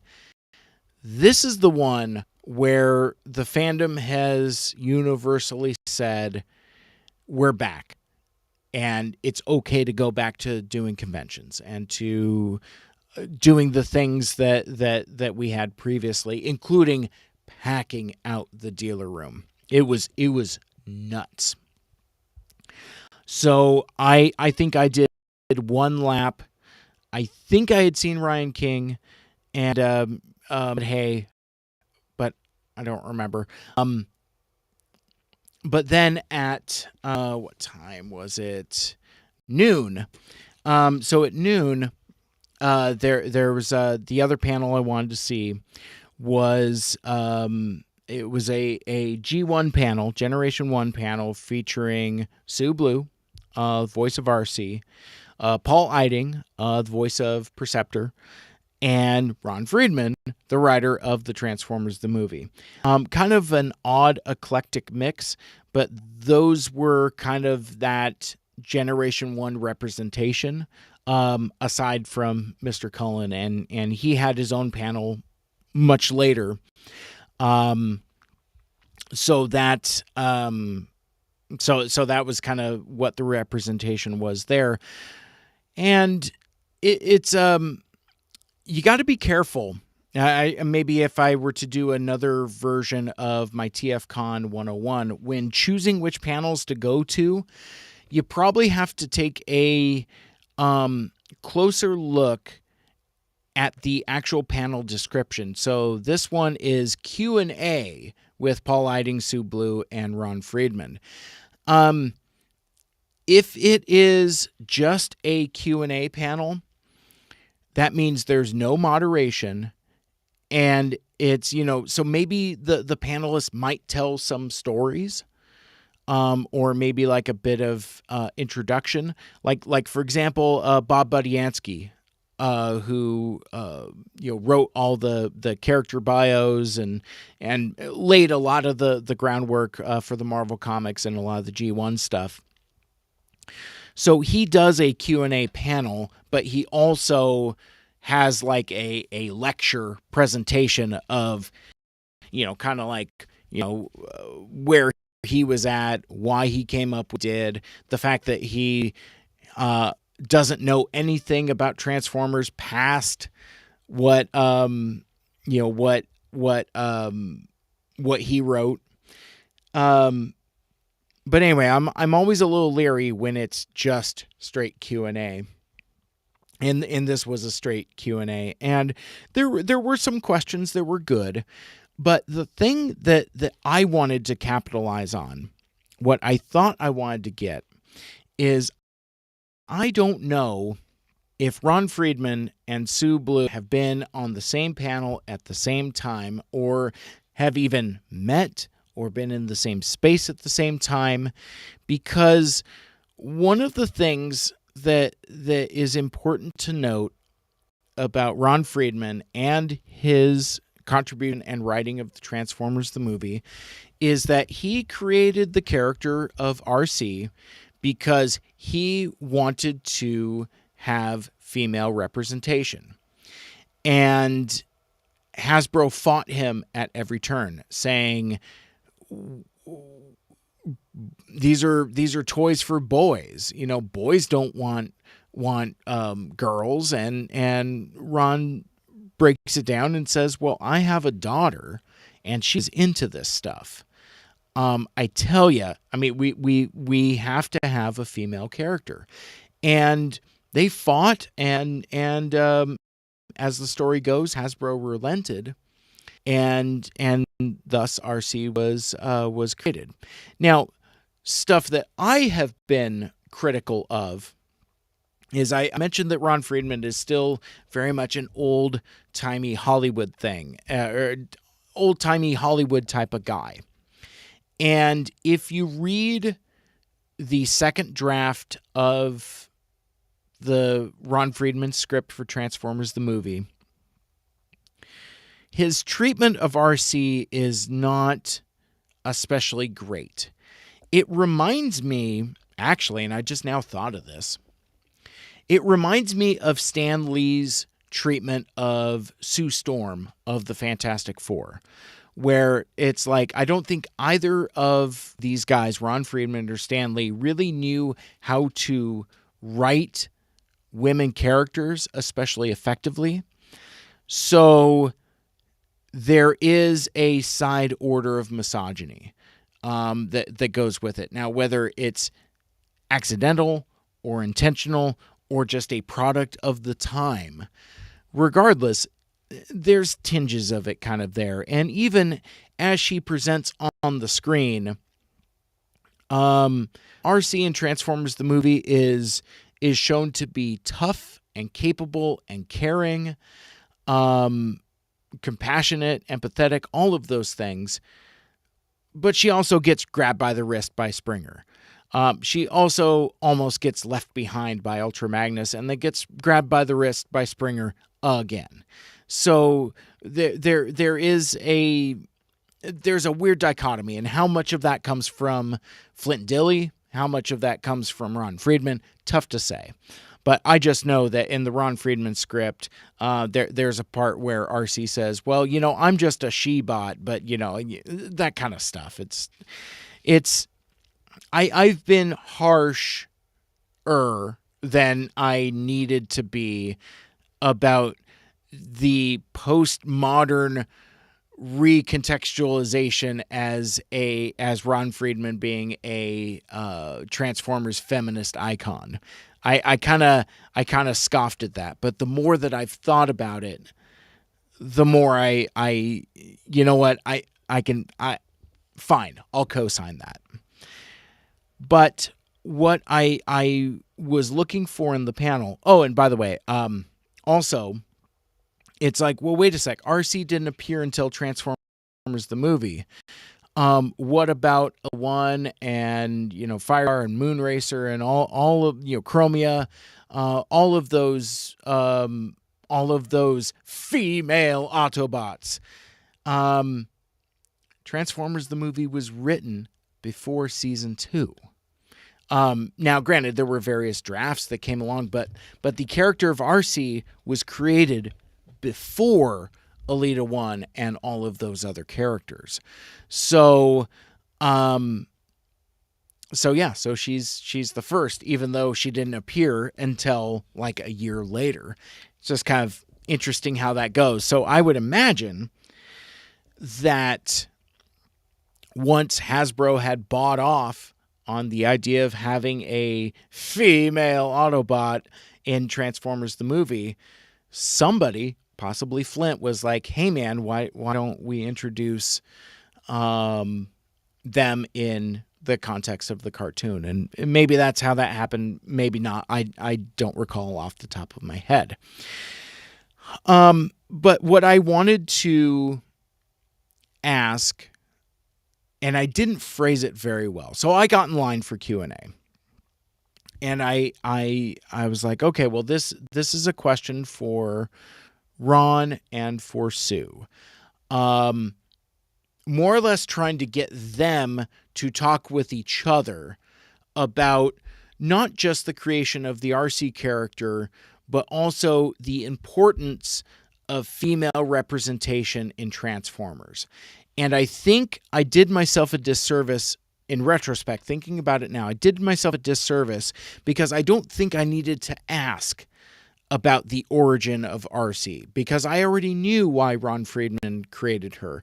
And I also knew from multiple DVD interviews and commentary tracks, I knew about Sue Blue's story, about how she auditioned for the part and how the character spoke to her, and her going through the performance and finding the character's voice. I knew all that stuff already. I should have skipped all that and asked them both for them to speak on together the importance of female representation in Transformers, because it's both of those things, right? It's Ron Friedman creating the character, and it's Sue Blue bringing her to life. And I didn't quite get that. I got, well, my daughter likes Transformers, so I wanted to create a female character, and I thought it would be important. And then Sue was like, yeah, I got the call for the audition. I read the script. I really liked it. And the whole perspective about female representation kind of got dropped, which is fine. I mean, I could have pursued and asked further, but it's like, I'm not going to get what I want.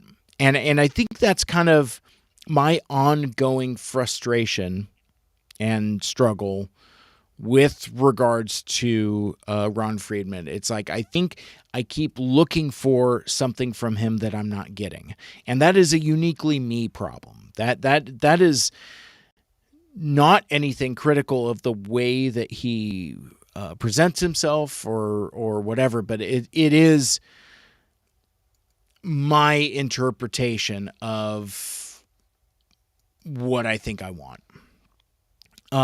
So anyway, I come out of that panel, and I go to try again for the dealer room, but then I run into my friend Monica, who is part of the Seattle area Transformers fandom. She's exhibited at Cybfest. Often she's a long time pillar of that community, known for her taste in fine knockoffs, but then also being a huge fan of My Little Pony. And so if you're ever in Seattle, if you ever go to Cybfest, and if you come across the table with all the ponies, that's Monica. So And it's interesting that I say my friend Monica because like we're casually acquainted. Like we're friends on Facebook. But we had never really hung out before, but I was doing that thing where it's like I'm trying to, when I see folks that I recognize, I call them out. So it's like, Diecast enters about Diecast, that kind of stuff. I'm that guy. I'm the reverse Norm. I'm the guy that calls out for Norm. Anyway, so I see Monica, and I was like, "Ooh, Monica, how's it going?" Blah blah blah, and she recognized me. It wasn't like, "Oh, hi, I'm Mike," but she asked me. She's like, "Hey, man, have you had lunch yet?" No. I'm kind of hungry. Well, I'm hanging around with a couple other folks. We were talking about going to the mall food court. There's apparently this world famous crepe place, and we want to check it out. And so Monica introduces me to her traveling companions or folks she was hanging out with, Patters and Kaylee, who Kaylee has the Mighty Megatron blog out on Tumblr. I haven't checked it out yet, but I definitely want to. But I had mentioned Patters, and I have this is embarrassing, and it's a confession, and I just want to own up to it. I have, I don't know, I guess some degree of face blindness. Like I was on Discord with Andy late last night trying to sort this out because I was so confused. So Patters had hung out with us on Friday, but I thought that when I saw them with Monica and Kaylee that was somebody else entirely, but also named Patters, also with blue hair. Now that I'm saying it out loud to you, it sounds ridiculous and silly. But that was the thing. It's like, so I hung out with them with a big group on Friday, and I think it threw me off when I was introduced. Oh, hey, it's Patters. Hi, I'm Mike. So we're exchanging pleasantries like we've never met before. So, and that kind of flipped me out because I would think that had they recalled from last night that they had said something. That's not their burden. That's my burden. But still, it was kind of weirded me out. And taking that further, I thought I had the same experience at TFCon LA, to where I had seen Patters with a big Andy group on a Friday night, and then later on a Saturday or Sunday, and it was the same thing with the, maybe because I'm a boomer and they are Gen X boomer, and maybe I don't remember folks. Maybe they're just very polite. Has nothing to do with Patters, has everything to do with me. But to the point where when we exchange those pleasantries, it doesn't click with me. I'm like, oh my God, maybe that is a different person that I hung out with. No, it's just me being dumb. So anyway, so we, Monica tells me, she's like, well, there's, the mall food court. And I was like, there's a mall? Well, yeah, it's the fashion outlet. Oh, what, the giant gray square looking brutalist architecture building. So it's like from my hotel room, I could see parking lots, parking structures. There's a theater, like a concert venue type of thing, but everything is all just concrete and stone. I mean, again, very, very brutalist architecture where it's just like you swear you're like in Eastern Europe or something with just the amount of poured concrete that's in these buildings. And from my room, and I remember this from back in 2018, I see this building that says Fashion Outlets of Chicago. Now, if you've never been to Chicago, what do you think that means? And I asked some of my friends around work here. It's like, well, it kind of sounds like an outlet mall, where you got yourself a Nike store, maybe an Old Navy, maybe a Gap outlet, certainly a Skechers store, that kind of thing. So, I mean, it sounds lame. And certainly doesn't sound like a mall. Turns out that's just the name of the mall, because we, our gang, our crew, we go diagonally across the parking lot, across the street. Oh, and that's the other thing. So, like, from my vantage point from my hotel room, it looks far away. Turns out it's an optical illusion. It's not far at all. But and basically it's from being high up in a building. I was on the 13th floor. Crown Plaza has a 13th floor. Go fig. And I was on it. And turns out I was okay. No spooky, scary issues or anything like that. Yeah, so we go across and go in, and it's just a mall. And not only is it a mall, and I don't know what malls are like where you're at, but up here in the Seattle area, they're pretty run down. Like, when I went to go see Kevin Smith, I told you about, during my Clerks 3 review, I had mentioned that he had wanted to go to the SeaTac Mall because he had remembered it when he stopped by on his way to attend film school in Vancouver. Anyway, so he goes to the SeaTac Mall, which is now called the Commons of Federal Way, and that mall is dead. Macy's is gone. Sears is gone. There's no anchor stores. And so it's just a abandoned husk. So and there are several malls like that where I live. But I walked into this fashion outlets of Chicago Mall, and it is not just open, but it is thriving. People everywhere. Now, granted, this is Saturday, but yeah, I mean, so it's like 2 levels, and it's just, there wasn't a single vacant space and tons of people. It was the goddamnedest thing I had seen. So there was a 7-Eleven there. We popped in, bought a bunch of stuff. I get a couple bags of beef jerky, which will come back around later.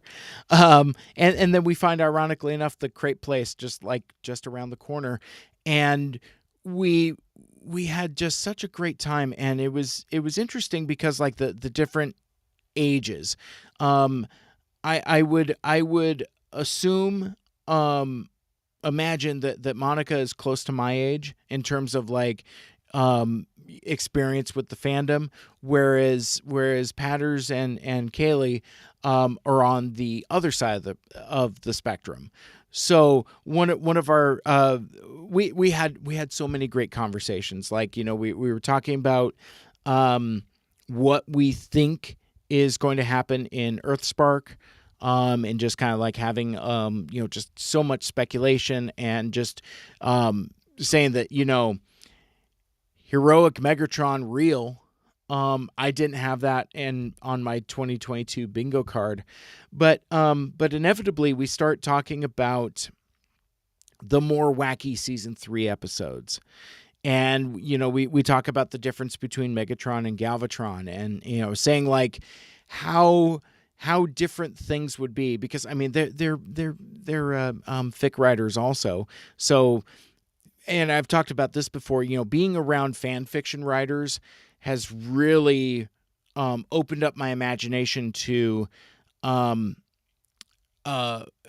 different possibilities. And I think maybe that's why some of the things in Black Adam kind of worked with me, because now I have kind of like fan fiction brain where I'm like filling in gaps and chewing on glances and sentences and just little things that, prior to really being involved in fandom, I never really thought of, like, and I have a sniffer for subtext now, it would seem.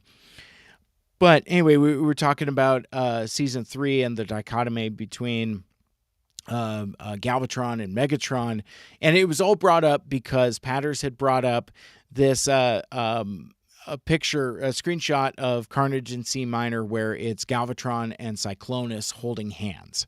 So we were talking about that for a few, but it was brought up. It's like, how much more effective would Megatron had been had he had Cyclonus at his side, as opposed to Starscream nipping behind his back.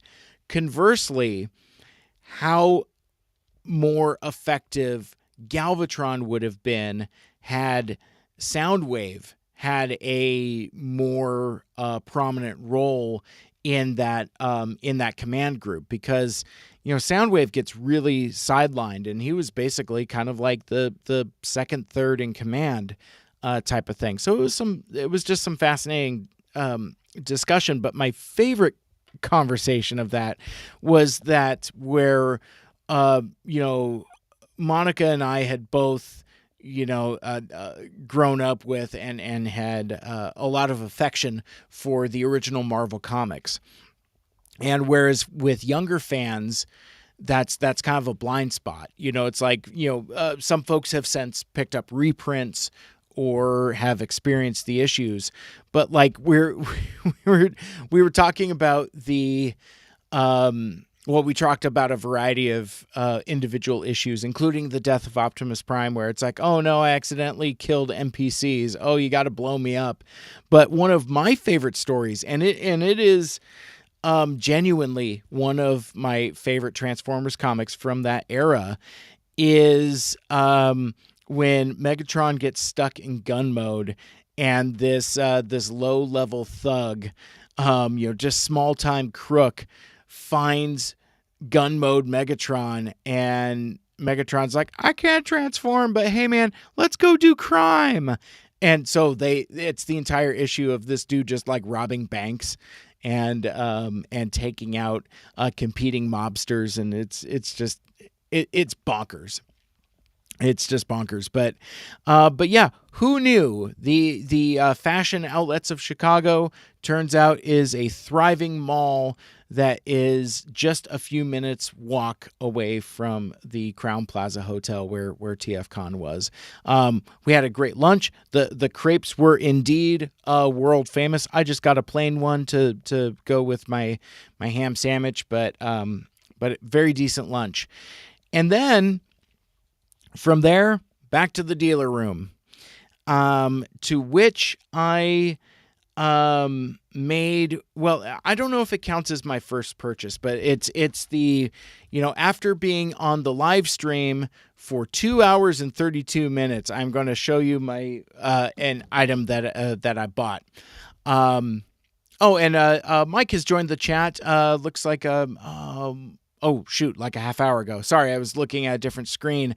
Time displacement is a real thing. And yes, Mike, you are absolutely right, especially when you're in convention times. So, but yeah, I mean, especially with like time zones, time displacement. But I am stalking the dealer room, and it is packed. It is humid. It is just people just pressed against each other. And I would be lying if I didn't say that it was spiking my anxiety. I was really having a hard time with it. The times I was in the dealer room were limited, or at least in like bursts. I tried to be careful with that. But I came across the Alpha Magnus table, and I knew Toby was getting a table and all of that, but like to see his setup and to see the Macho Magnus armor was just really cool. But I wanted to show you guys on the video the item that I bought. Now, the I'm just going to show you. I'll tell my story walking. So first of all, you get the souvenir shopping bags, and it's funny because like I never know what or if or anything to bring Lucky back. You know, she's not into Transformers. I'm not going into the city of Chicago, so it's hard to gauge what to get. But she loves these reusable bags. So at the very least, she's got a new reusable bag. But I want to show you what's in the box and what I got from Alpha Magnus. Oh, let's see. Oh, the microphone is so far away. It's a Hasbro Masterpiece Soundwave. Now, I brought this into work today to show my friends, and their response is, "Well, that's your dude." So, this box is so big; it's bigger than my head. So, there's no way that I could just show this very well. But you see it next to me. This story goes back a number of years. I don't remember when Toby was first telling me about it, but he's like, "I've got a Masterpiece Soundwave if you want it." And I'm like, "Yes, I'm very interested." And he's like, "Well, I know I have the box, but I haven't found it." "Okay, well, when you get the box, let me know." And then it's like, "Well, I know I have all the tapes, but I can't find them right now." "Okay, well, when you get the tapes, let me know." This goes on for years. And in the meantime, I'm casually looking for this guy. I kind of have a gauge of what it's going to cost. And in my mind, I was like, well, I would much rather buy it from a friend than a rando. If he's looking to sell it and I'm looking to buy it, this seems like this is the way to go. So then I mentioned earlier that I was reluctant, trepidatious, wasn't sure if I was actually going to go to TFCon Chicago or not, but he tells me, he's like, "I've got it." "Got what?" "The Masterpiece Soundwave. I have all the tapes. I have the box. I have it." And I'm like, "I would like to buy that from you." "Great. Are you coming to TFCon Chicago?" And at that time, I was like, no. But then it became yes. And we landed on a price. I paid him ahead of time. And so basically, it was just a matter of picking it up. So I can't do the right presentation that I was going to do like when I opened it at his table, but I want to open this up for you just so that so this is the Hasbro version. This is the one that has all the tapes in this giant purple box. When I so me and Ryan King were on the same flight, and he sees my bag. He's like, "What's in your bag?" I'm like, "Clothes." He's like, "My God, that's so many clothes." Well, yes, I did bring a lot of clothes, and if you saw me throughout the convention, I did have more than a couple outfit changes. but really, I knew I needed to leave room for this dude. So anyway, let's kind of take a look at Soundwave here. So I have Masterpiece Blue Streak, the Hasbro version, and I like this box. I mean, I just love the aesthetic. It is the Toys R Us exclusive version. There you go. There's the sticker. But okay, so the slip comes right off, and I love just the embossing with the Decepticon logos and all of the lettering. I mean, it's y'all tease me about being a box collector, but in a sense, when they put out boxes like this is why I collect boxes. Now, on the video, you can, if you're watching the video, you can see that the box has a couple dings, a couple dents. No big deal, because that, very similar to buying a used car. Once there are dings and dents that you didn't put on there, that kind of lowers the risk threshold. So I felt okay putting this in my bag, and maybe if it got a little squashed, no big deal, because it's already a little squashed in spots. But yeah, I just want to take this guy out and show you this whole presentation packaging thing. Let's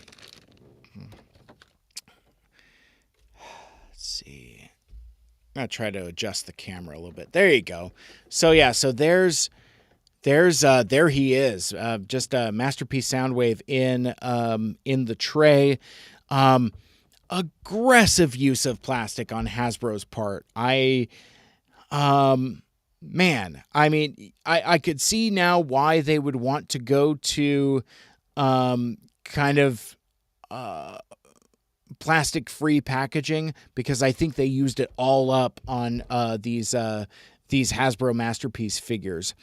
But it's got all the tapes, and as you can see in the video, if you're watching on the video, there's I don't know if these are KFC or where they came from, but basically there's third-party labels on the tape boxes. I'm gonna free this guy from his prison briefly, and I mean, there he is. Oh man, I just now am picking him up, and I can feel the die cast in his feet, and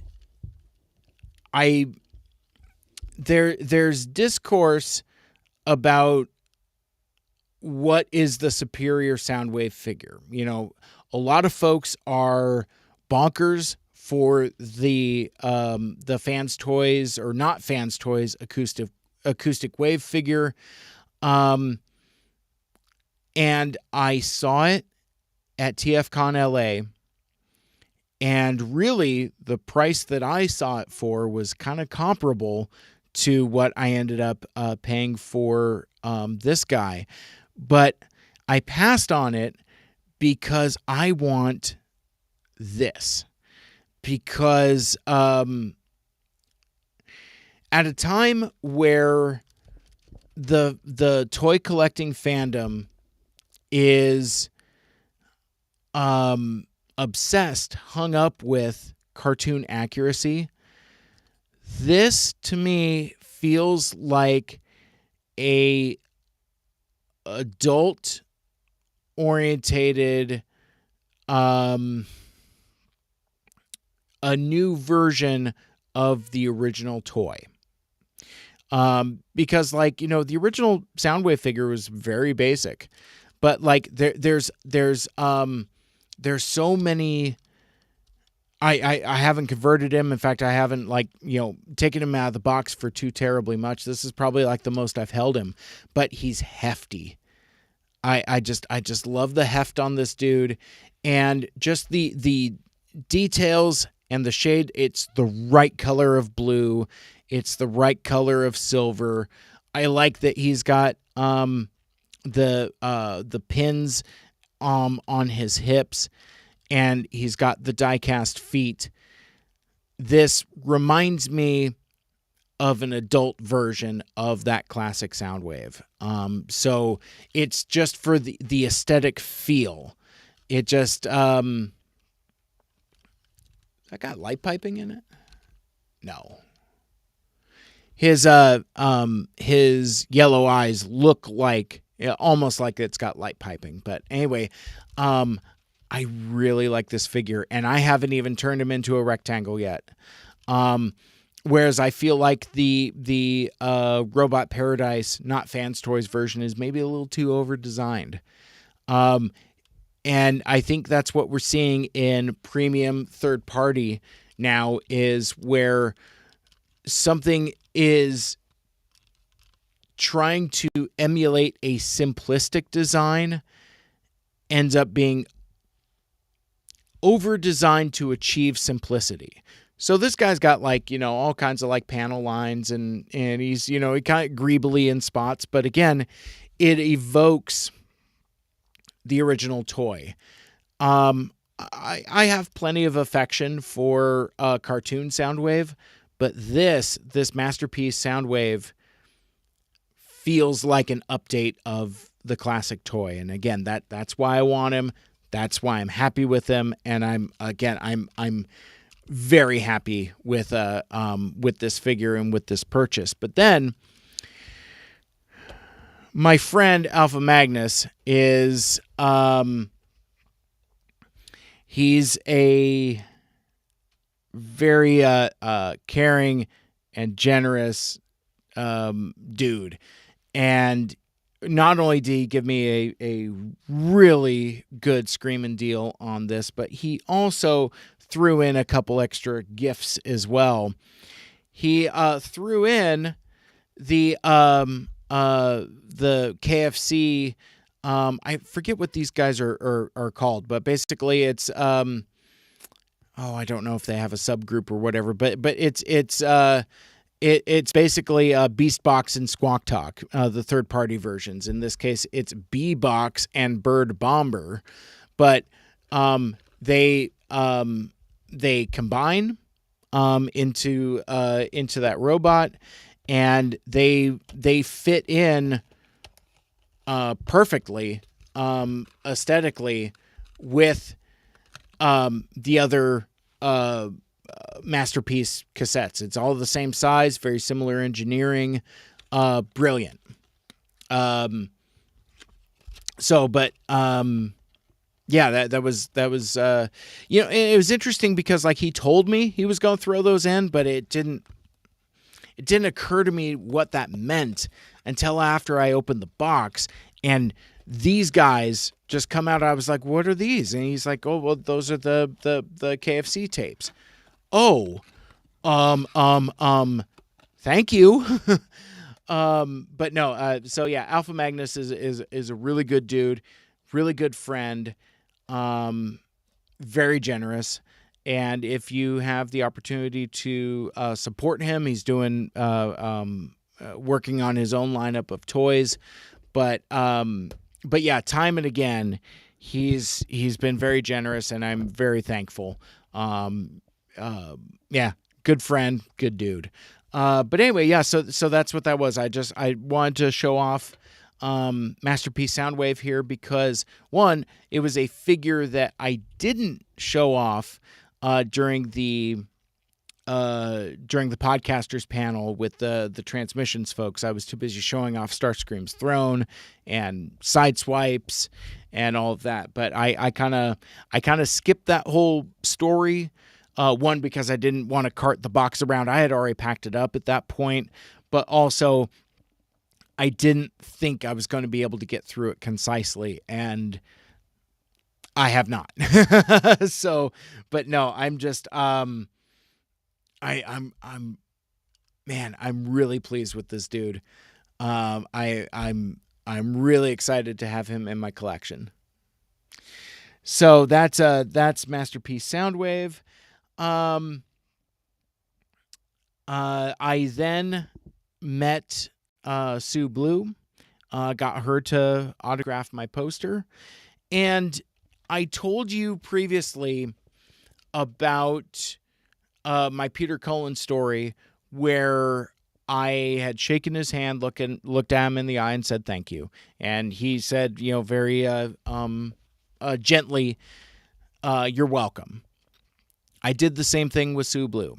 I had given her wife the money and the poster, and I was like, okay, well, she can autograph it anywhere over here in this space. There's plenty of real estate still left over, despite having several folks having already signed the poster. But anyway,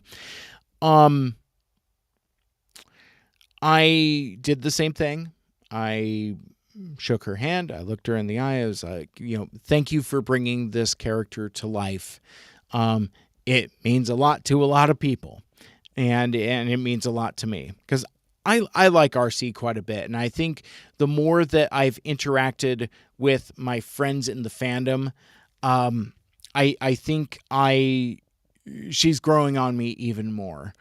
During that Q&A panel earlier in the day, a young kid in a Transformers animated Shockwave costume, adorable, rolls up and asks if RC were to have a beast mode, what would it be? And they kind of struggled. Ron Friedman gave like this weird answer where it was like something like a horse crossed with a spider or some such like that. And then Sue Blue really latched onto that. She's like, I could definitely see RC being some kind of horse, because you think about horses, they are majestic and beautiful, but also strong and tough and compassionate and empathetic and all of that stuff. So it's like I was really getting into that. I'm like that actually kind of checks out. But anyway, so I thought that was interesting. But anyway, so I roll up to Sue Blue and I thank her for being in that movie that meant so much to me. And she it's so awesome because like when Peter Cullen told me you're welcome, he's like, you're welcome. So I tell Sue Blue thank you. And then she's like, she kind of gets up, so she was sitting down, but then she like plants her hands firmly against the table, kind of pushes herself up. I think she did stand up, but she gets up, kind of presses down on the table, looks up, looks at me, and she's like, "No, thank you." And it was almost aggressive. Like she was just like, she's like, she's like, no, it's because of fans like you, that that keep this going. And I don't think she meant fans like me. I think she meant like, just fans in general. But gotta get back on my chair. Now my seat can't adjust right. There we go. So yeah, but it was just like an interesting contrast to that, both reactions together. But yeah, she was almost like coming after me. She was like, thank you. And she's so grateful for the fans and so gracious and just so spunky. I mean, yeah, she has a kinetic energy that is infectious. I just really enjoy listening to her talk, and I just anyway, it was terrific meeting her. If unfortunately the experience is a little overshadowed by the Peter Cullen-ness of it, but regardless, it was any other time that would have been my favorite experience.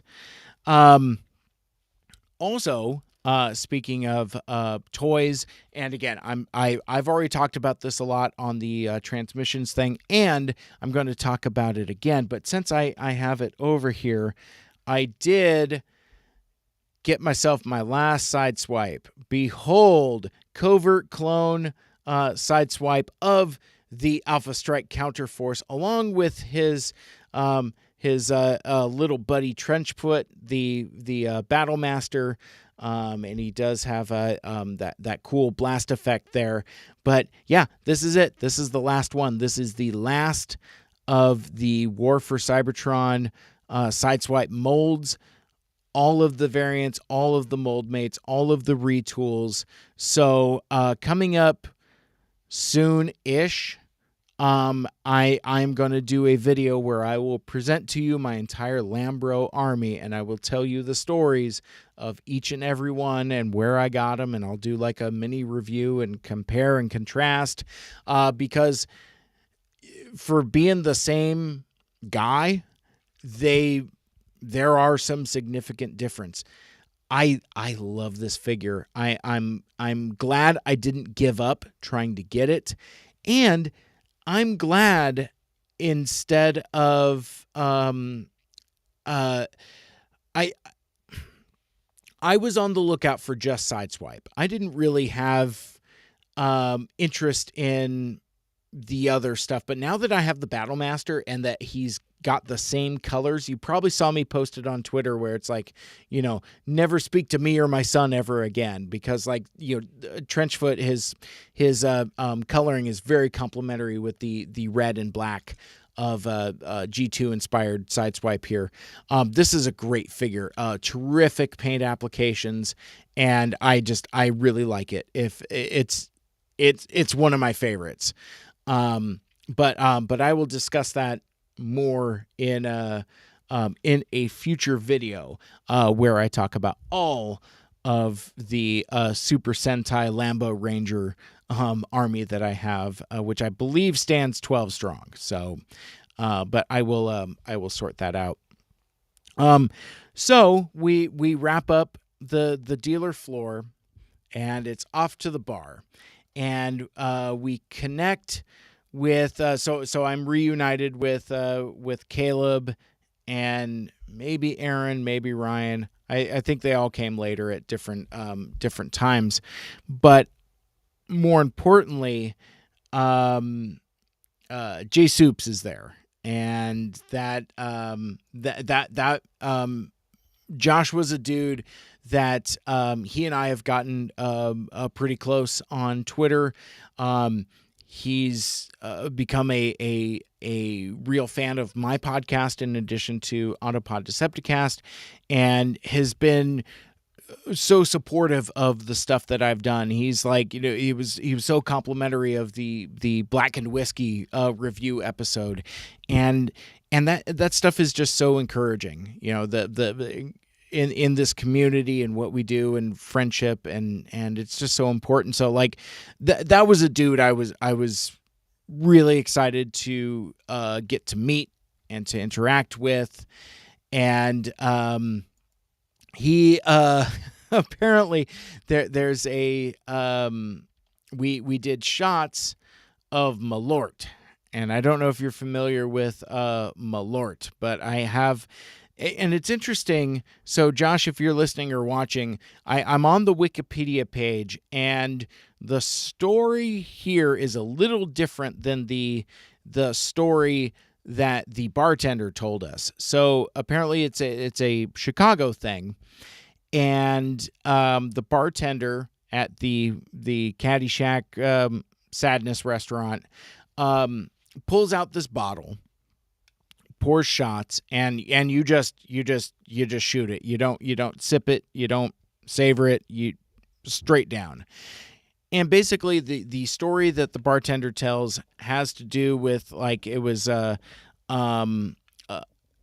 pre-prohibition beverage that this person was peddling as medicine, and how they avoided prohibition was that they got whatever legal authorities to buy off that this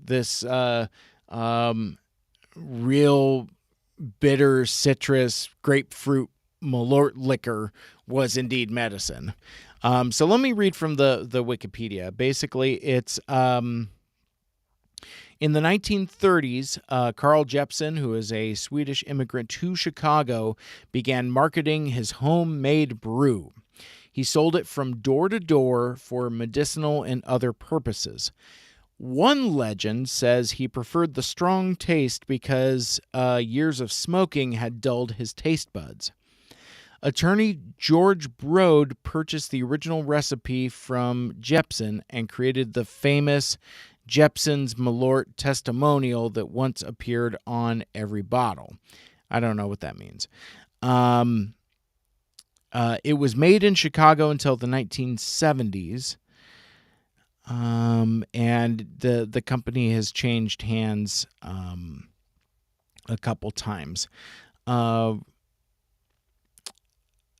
I should have had this more sorted out, but basically, like, it is a well,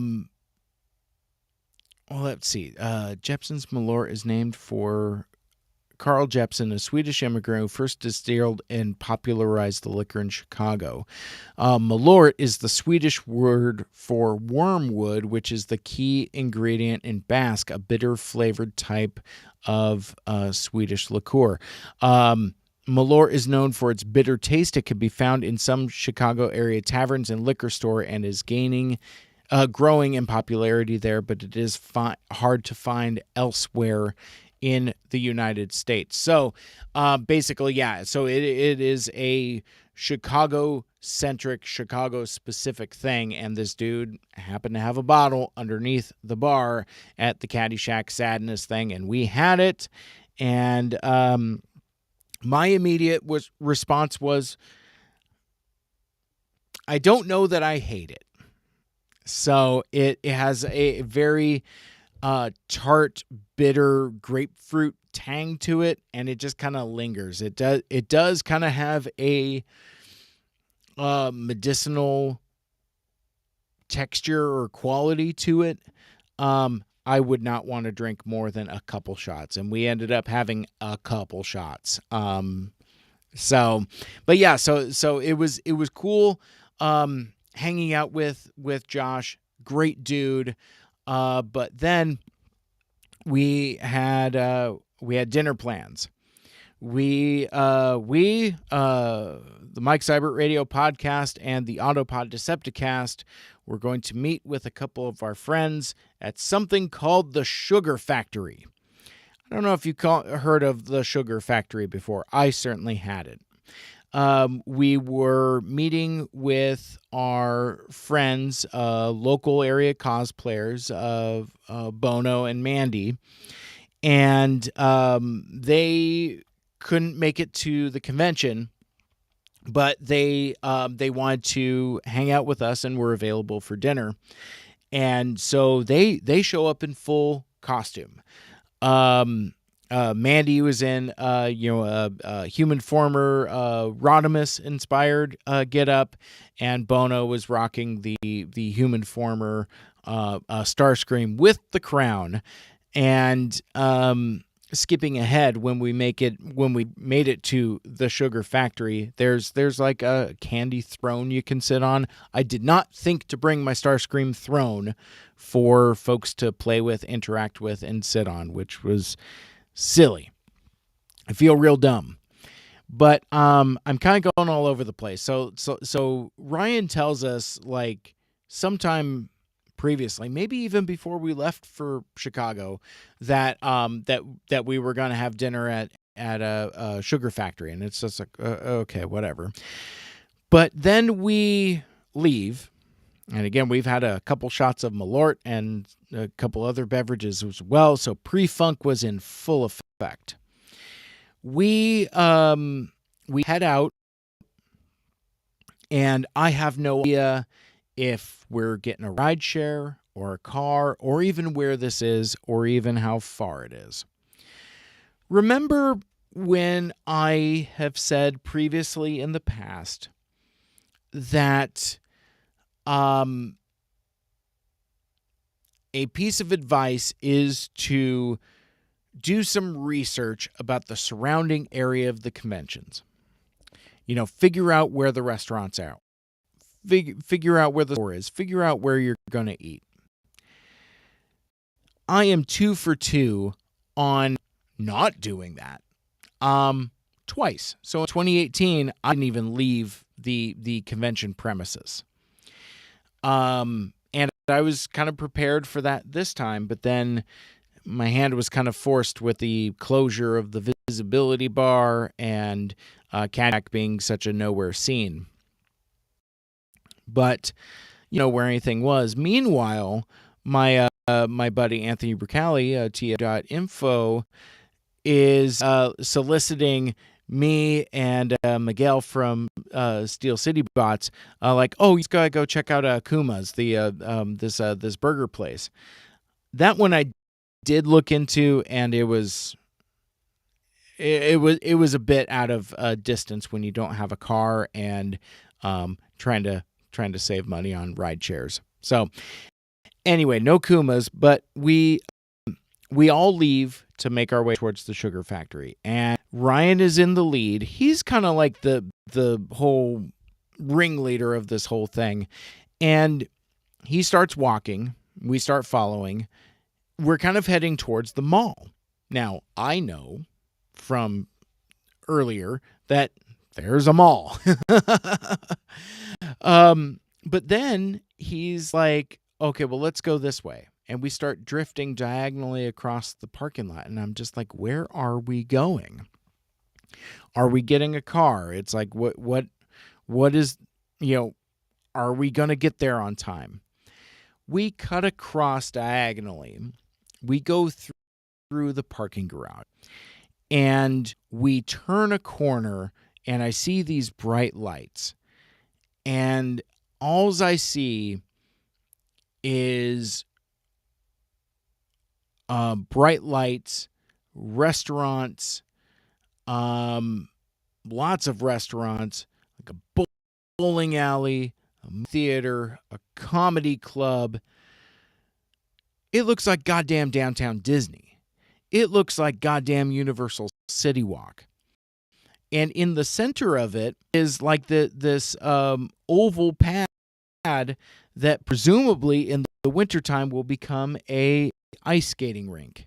It's just like, what the hell is this? Turns out it's the Parkway Bank Park Entertainment District. And it's a sizable from the description, it's a sizable complex with eateries and entertainment, including a comedy club, cinema, and bowling alley. And this thing was there the whole time. Presumably, it was there back in 2018. And it was there the whole time. So that's fascinating and interesting. And again, had I followed own advice of checking the surroundings and knowing what was around, it was maybe a 10-minute walk, probably less. But yeah, so we get there, and it's just like, oh my God, all of this. And briefly on the sugar factory. So there's a couple locations around the country. There's one in Vegas. There's one in LA, I think, and a couple others.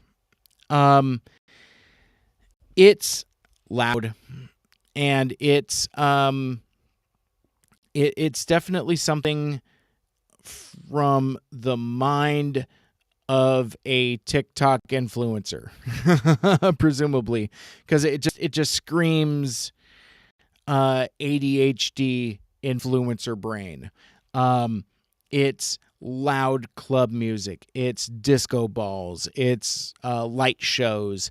It's ice cream sundaes with fireworks coming out of them, and not just like lame sprinklers. It's not like a Pirelli's or something like that. Where, but I mean, there's like practically like Roman candles like shooting out of these things, like actual like fire hazard stuff. It's crazy, but a great time. I would say that the vibe was like, oh, how did did I call it? I said it, Cheesecake Factory by way of the club, that kind of thing. Um, but yeah, it was just like this whole fever dream. Food was pretty good. Company was even better, and after a while, kind of similar when you go in the water, whether it's warm or cold or whatever. Eventually, you acclimate to the water. You get used to it. That was kind of the same thing with the Sugar Factory. After a while, you don't hear the thumping club music as much, and you just have conversations with folks, and it's great. Um, we finished dinner, and then it's the 10-minute walk back to Hotel Sadness, and this, I mean, again, it was. I don't even know if it was 11 because like our dinner reservation was at 8. We get there and it was interesting because I didn't know anything about Sugar Factory, but like I'm seeing the lobby and it's a actual candy store and I'm just like, hey Caleb, is there like actual food at this thing? Because like at that point, I was hungry. I was ready for dinner. And unfortunately there was, and it was good. So we go back to Sad Central, and it's, I mean, again, maybe 10, maybe 11. I don't even remember. But it's like the group on Saturday, restaurant management was a little more forward than they were on Friday. It was like, okay, well, I had a drink, and dude was like, drink up. I'm like, huh? He's like, we're closing up. Wrap it up. I was like, okay. So I finished my drink, and when you have a large group, there was I don't know, maybe 10 of us at that point. Not 10 of us. It was like Aaron, Caleb, me. Well, no, Mandy. Okay, there were 7 of us. Anyway, so we're slowly making our way out. Settle up our bills, and because they're cosplayers, they take photos everywhere, and Aaron had a nicer camera, so he's taking pictures of them like in the lobby, and my dude, the same guy who rolled up to us earlier and like was pouring us shots of the Malort, he's like, no, really, you guys need to go. Like, take it outside. And it was just it was frustrating. I was mad. I was actually mad. But once we end up on the other side, and dude like closed the door and locked it behind us, we connect with a group, a posse of folks, hanging out again in the abandoned Invisibility Bar, but they're also doing like, I can't call it a drink and draw because there was no drinking because all the bars were closed, but we run into new folks. I see Andy, caught back up with him. I met a cat named Sam from Forge. He came all the way over here from London to sell some 3D printed customs. I think he was doing some stuff with Grim Lockamus. I don't know, but we had some lengthy conversations about the sadness of our bar, and we were kind of comparing it to TF Nation and that vibe and that feel and all of that. And I also met Honu Torch. I got myself a button of Sure Shot from him. He had a number of buttons on the jacket, and it's like, well, I'll take the Optimus, and takes it off, gives it to me, and like, well, it's actually Sure Shot. And now that I look at it, if like you look at like the chest area, yeah, you can evokes that that G2 sure shot European character aesthetic. But I thought thought the buttons were pretty cool. And he's got his Twitter handle on the back. But yeah, man, I thought I thought that was super cool. But yeah, so once again, despite the con being dead, I managed to stay up way too late. But the thing that was funny, though, that I wanted to come back to, on this schedule. Oh, that plastic makes so much noise. So on the actual schedule, and yes, I printed this out because I'm, again, a ex-boomer. 9 p.m. TFCon after party, 21 plus at the Visibility Bar. So that's how it was on Thursday night before I left work. I didn't print this at home. I printed it at work. Visibility Bar. And I was getting into I don't know if arguments is the right word, but disagreements with folks like Diecast and Melvar saying, like, I'm pretty sure it says Visibility Bar. They bring it up on their phones. No, it says Caddyshack. I just looked online on the website. It does indeed say Caddyshack. They changed it. One of the things that came up during the organizer Q&A on Sunday was apparently they didn't know that the Visibility Bar had been permanently closed. Whether that's accurate or not, I couldn't say. I don't know, but that's what Colin said. It's like, oh, we didn't know. But even so, there was no festivity at Visibility Bar to speak of. And the folks that hadn't figured out, like, where the Parkway Park was, like we had, were just kind of stuck. I hung around with Andy and Sam and Hanu and I forget who else was in that crew. But I eventually checked out. I was tired. I didn't do any room parties. I didn't do any parts parties. So I didn't go to the room with the adult themed stuff. And I'm not trying to start drama, but there's still some residual drama or bad feelings, or there's some residual bruised feelings with certain folks. I have no interest in going to a room party hosted DC. So that's just me. That's just my taste, but whatever. Icon Online was a long time ago. I need to let it go. Anyway, so yeah, so that was but room parties were happening, and a lot of folks were finding stuff, buying stuff, and having a really great time. I missed the room party pub crawl with the transmissions guys. That's a TFCon tradition with those folks. So I was bummed I missed that, but yeah, it was just between visiting and talking with folks, and then I just tired and wanted to go to bed. So then that concludes Saturday.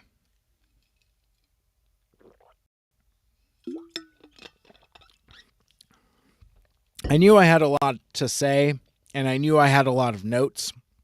I don't know if I knew it was this much. So, but Sunday comes, and it's a pendulum swing, hard pendulum swing from Sunday to Saturday. About how the dealer room was packed on Saturday. On Sunday, it was almost completely dead. The first panel I went to go attend was at 11 a.m. It was a Q&A with Ron Friedman. So for those of you keeping track, this is now the third Ron Friedman panel that I've gone to. And have you ever been in a situation where you swear you're going to remember something? It's like, oh, I don't need to write this down. I'm going to remember it. I thought that way because like the things that Ron Friedman were saying were so bizarre and provocative. There's no way that I'm going to forget about this.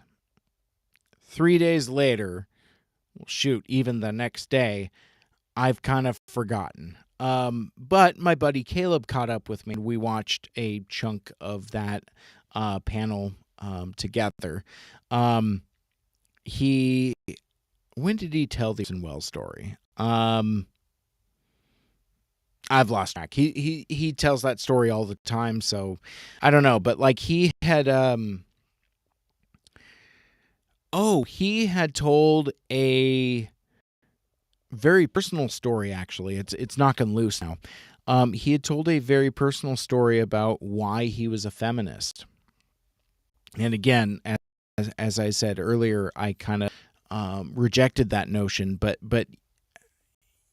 I was already turning around. But this him telling the story really kind of solidified it for me.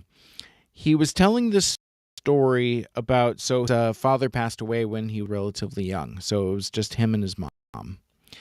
And apparently because of that situation and the time it was, gentlemen would often hit on Ron Friedman's mom. And he told this story, and again, there's kids in the audience, so it's not necessarily the most appropriate story for the room, but it's no less impactful.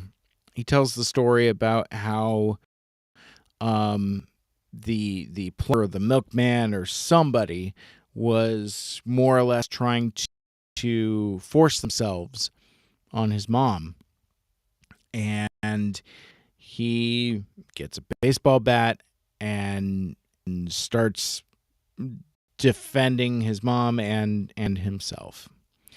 Nearly beats this dude to death. And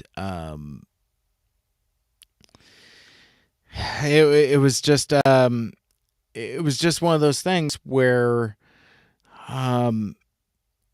in the aftermath of it, it was just like, oh, well, we was just playing, and that kind of thing. It's very dismissive of all that. This coming from the dude that just gotten beat up, but yeah, very weird. But it was like, I forget what else he said, but there was another component of it also that just the perspective of Ron Friedman feeling the need to be the man of the house and to be defensive over his mother, and what he saw his mom go through, not just in that instant, but just in general, just trying to be a single parent in olden times. I don't remember what it was. I would be silly if I were to guess, but it's 90 years old, so you'd have to do the math on that for when guy was a teenager. But anyway, I understand Ron Friedman's feminism a little better than I did previously.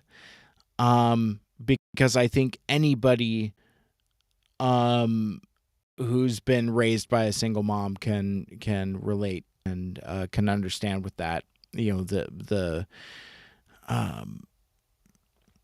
Just being a symbolic of female empowerment, and how that ultimately translates into him dating and writing strong female characters. It's like, I've said a lot of things about the RC character, but let's not forget that he also wrote those G.I. Joe 5-parters.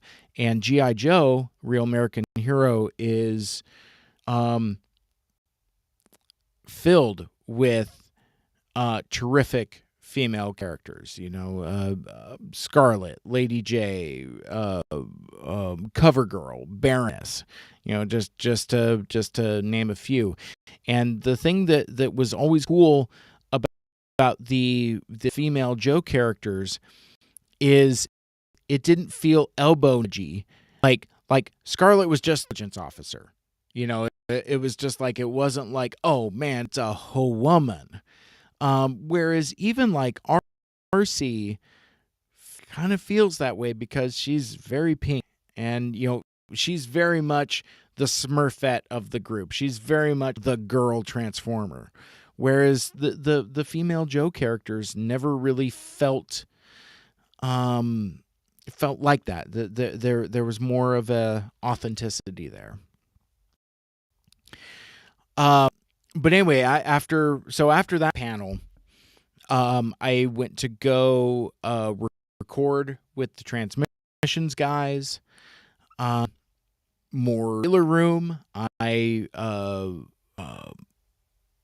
know I saw them a few other times throughout the convention, but got to hang out with the Cracktastic Plastic guys.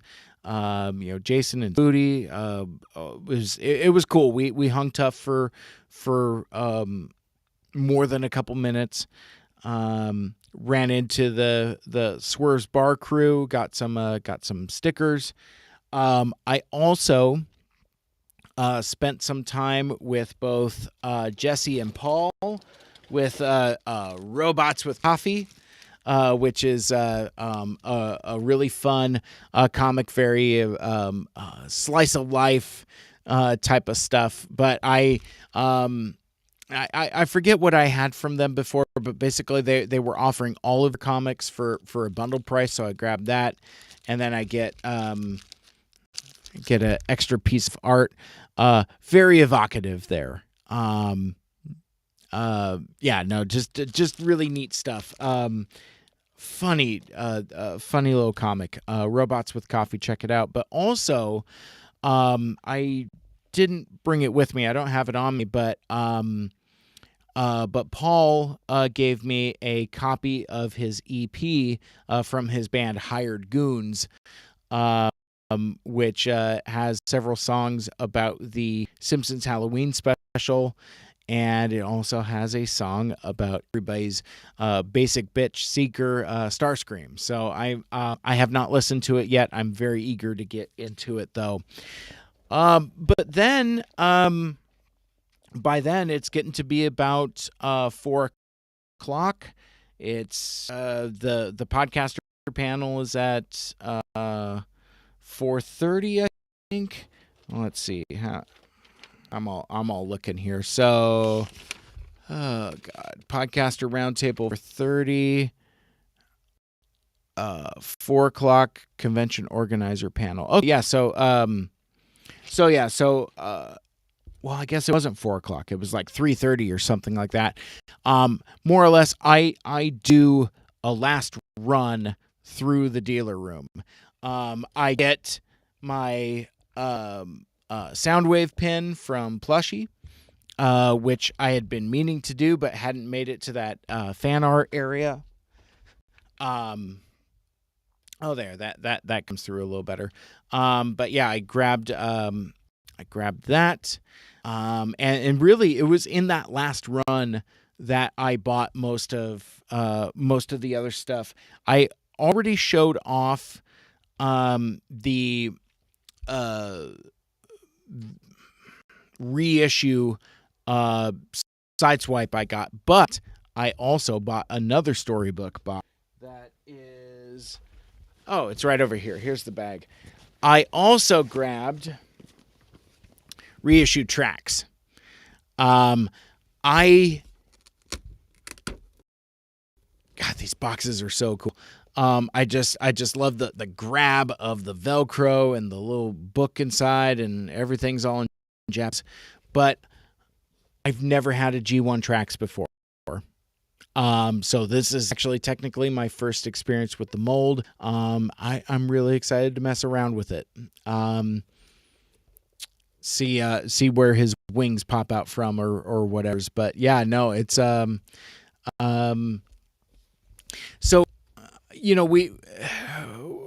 I think in the Let's Talk Transformers episode I did with the Transmissions guys, we kind of talk about collections and eclectic collections. My collection is, if I were to use a word, it would be unfocused.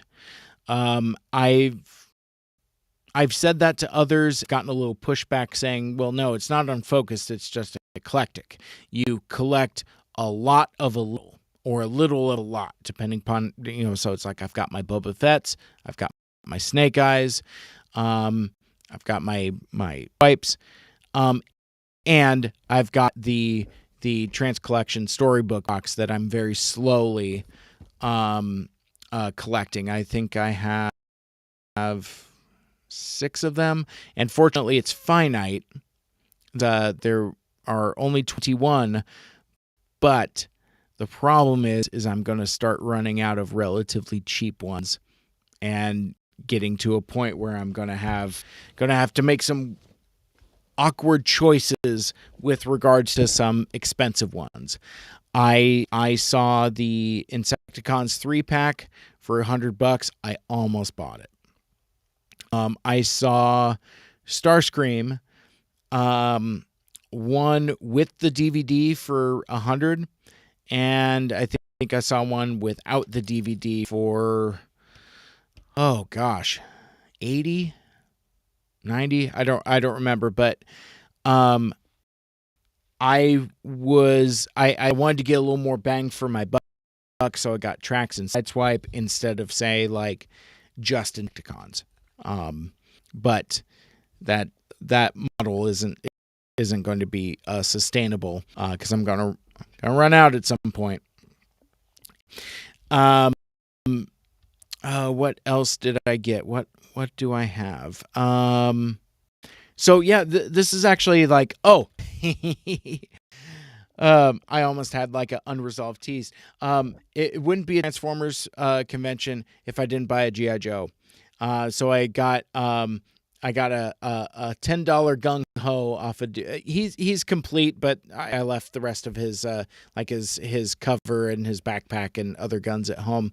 But oh yeah, that's still maple bourbony. So I buy this gung ho figure off the table.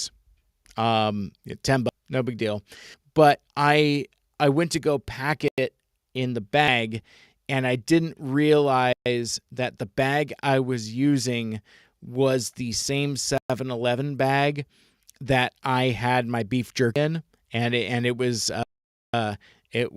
sugar bourbon flavored beef jerky. And now this gung ho action figure smells like brown sugar bourbon beef jerky, which everybody on Twitter has said, well, that's exactly what gung ho should smell like. And yeah, I mean, between like, and this is a great figure. I never thought I would be into gung ho, but I like it. I like his guns. And this was kind of like one of the last of the, we're trying to make the Joes kind of contemporary and futurized, kind of give them kind of like the Fortnite treatment a little bit, like, with like the shoulder pads and the guards and all that other stuff. I think this was one of the last figures before they just decided to do updates of the 1980s characters. But I really like it. I mean, it's like it's a great head sculpt. I like how the vest sits on him, but yeah, no, he's just a shirtless dude with a big tattoo on his chest that smells like brown sugar bourbon. So, but yeah, no, like this guy a lot, and I'm glad I was able to keep that tradition alive and pick up a GI Joe at a Transformers convention. In fact, I saw a lot of GI Joes, a lot of Crimson Guards. I didn't want to pay $30 for them. I have the Walmart ones coming, but I don't think they're going to get cheap. If they do, I'm going to have to snag a couple more because I really like Crimson Guard. I really like the classified version of it. Chosen Prime had Outback, Tiger Force Outback. I mean, he was $45, but like, we're seeing people constantly getting Target emails saying like, oh man, shipping delay. Oh man, shipping delay, and orders being canceled. So to see it right there in the box, I almost bought one. And I don't even care about Outback that much. I don't even care about Tiger Force that much. I think I like Python Patrol more than Tiger Force, but still, it's interesting. Excuse me. It's interesting in this collecting space where you can be influenced by scarcity. Like, I care about Cosmos, but if I see him at a Walmart, I'm buying it. Now, what I would do after I bought it is I would try to connect with a friend that doesn't have one already, give them a homie hookup deal, and just be friends helping friends. I don't want it, but I also know that since it is so scarce and it is so rare, that it would be almost in bad form for me to not buy it because it's there. And if I don't, then somebody else will. And I don't know if that's better. I don't know if that's worse. It's a hard one. So, but that's how I felt about Outback. It's like, do I want to buy it just because it's there? And ultimately I didn't. Too much of a strain on my budget.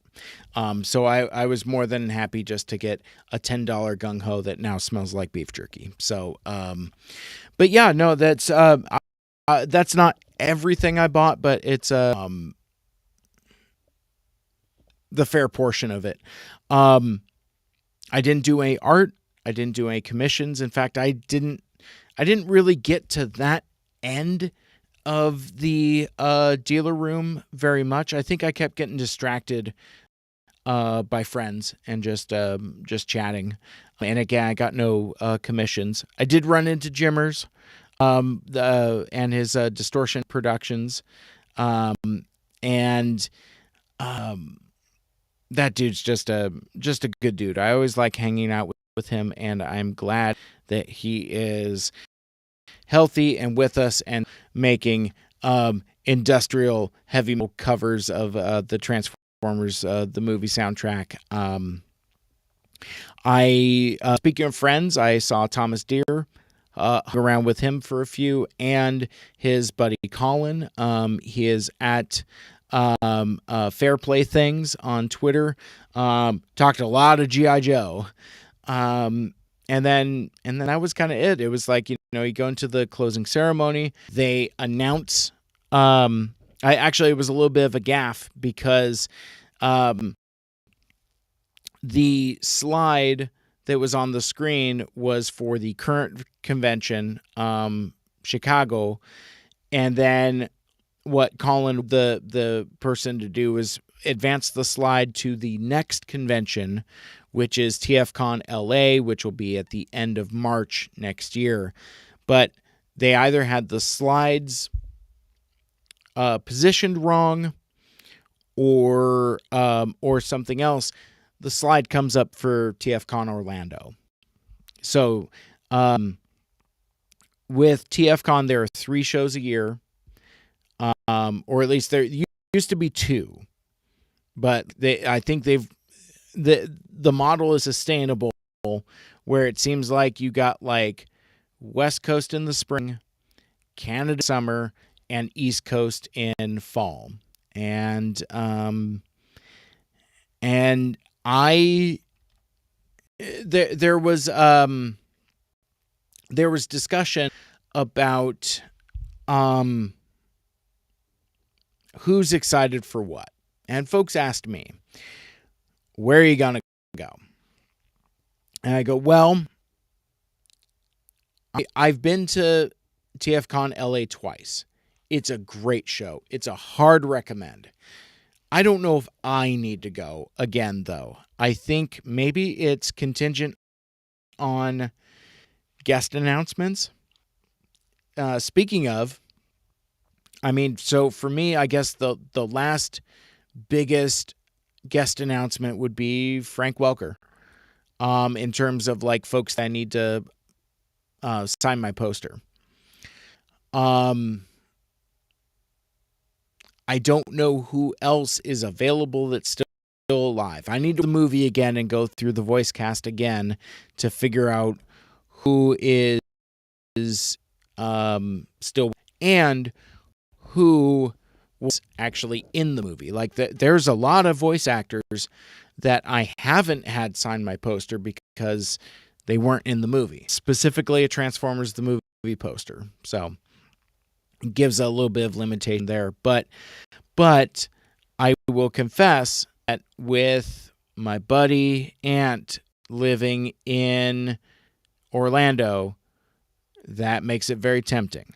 Now, coincidentally, it's also his daughter's birthday that weekend. So don't know how much conventioning he would actually be doing, but there would at least be like a bar appearance, provided it's not the Caddyshack Sadness restaurant that closes and kicks you out.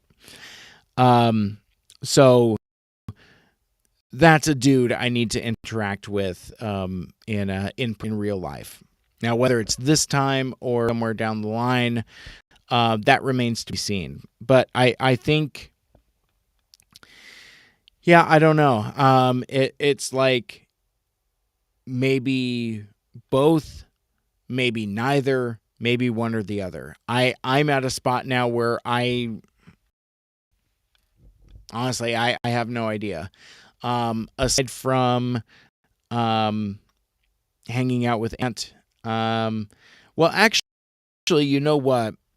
I do know my friendship with George Roy that Victor Caroli lives down that way.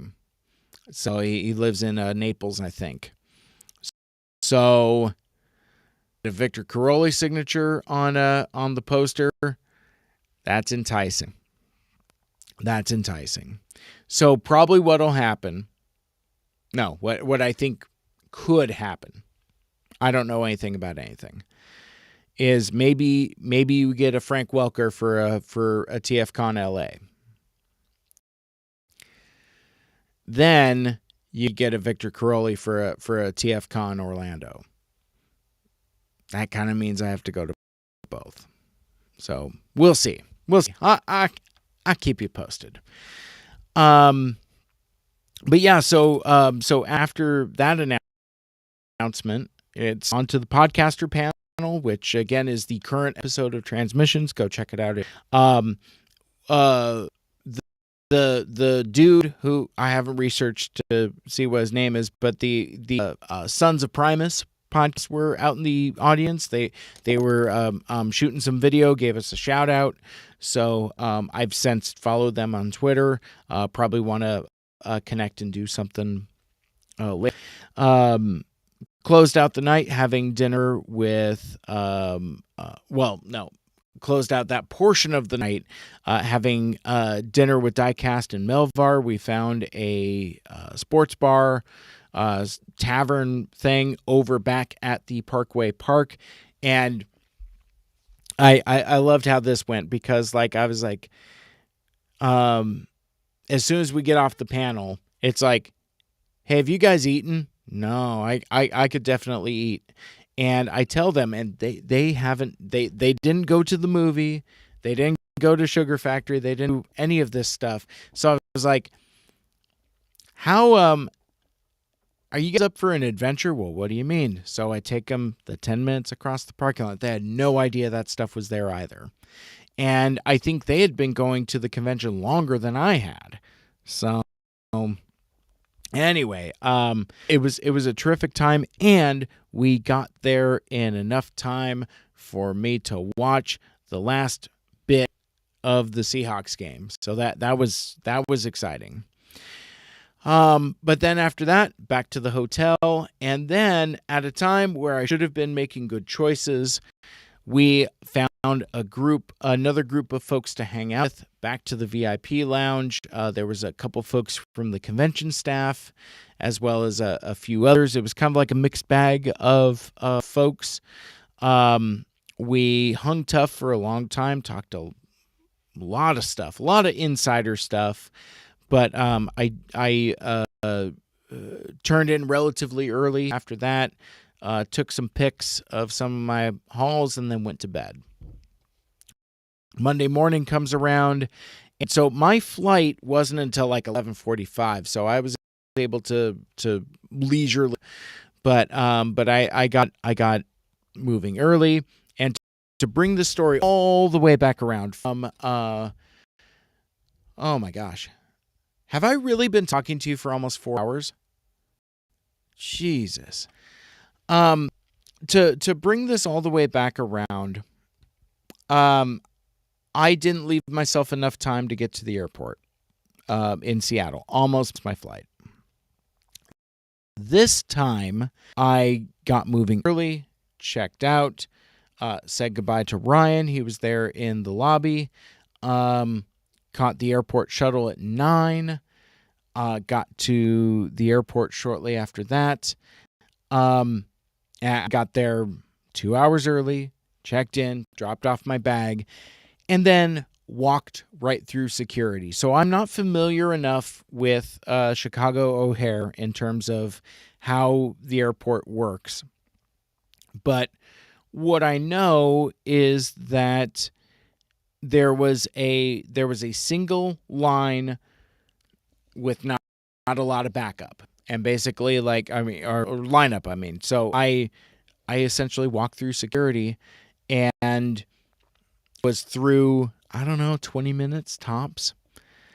So I have almost 2 hours on my hands, as opposed to at SeaTac where I almost missed my flight. So instead, I go to a sports bar. There was this Cubs bar. And I get breakfast, Bloody Marys, and I find out after I cash out that those were doubles. And no wonder I was feeling no pain. Got on the plane. Finished watching Everything Everywhere All at Once. What a great movie, by the way.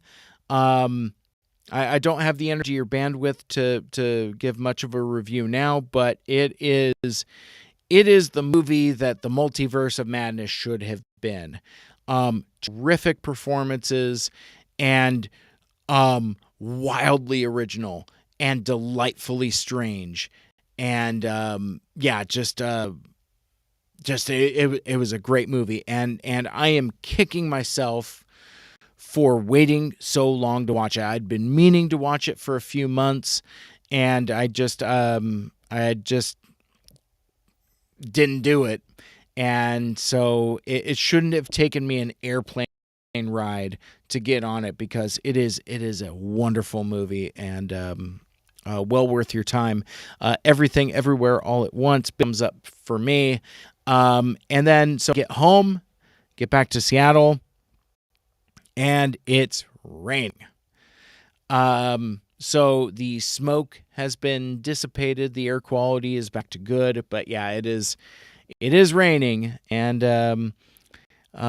so I left Chicago behind and went back to rainy Seattle, and the end. So that was my TFCon Chicago, and Yeah, I mean, so, obviously this certainly wasn't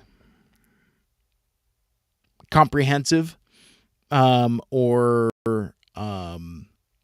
which is funny now that I say that, since this was almost 4 hours, but um yeah, no, it was just it was a terrific time. Like, there was so much I didn't do, and so many panels I didn't go to. I would have loved to have seen the cosplay contest. um I would have liked to have gotten into the Peter Cullen panel, but that ended up being a bit of a fiasco, unfortunately. Some poor strategy and learning opportunities there.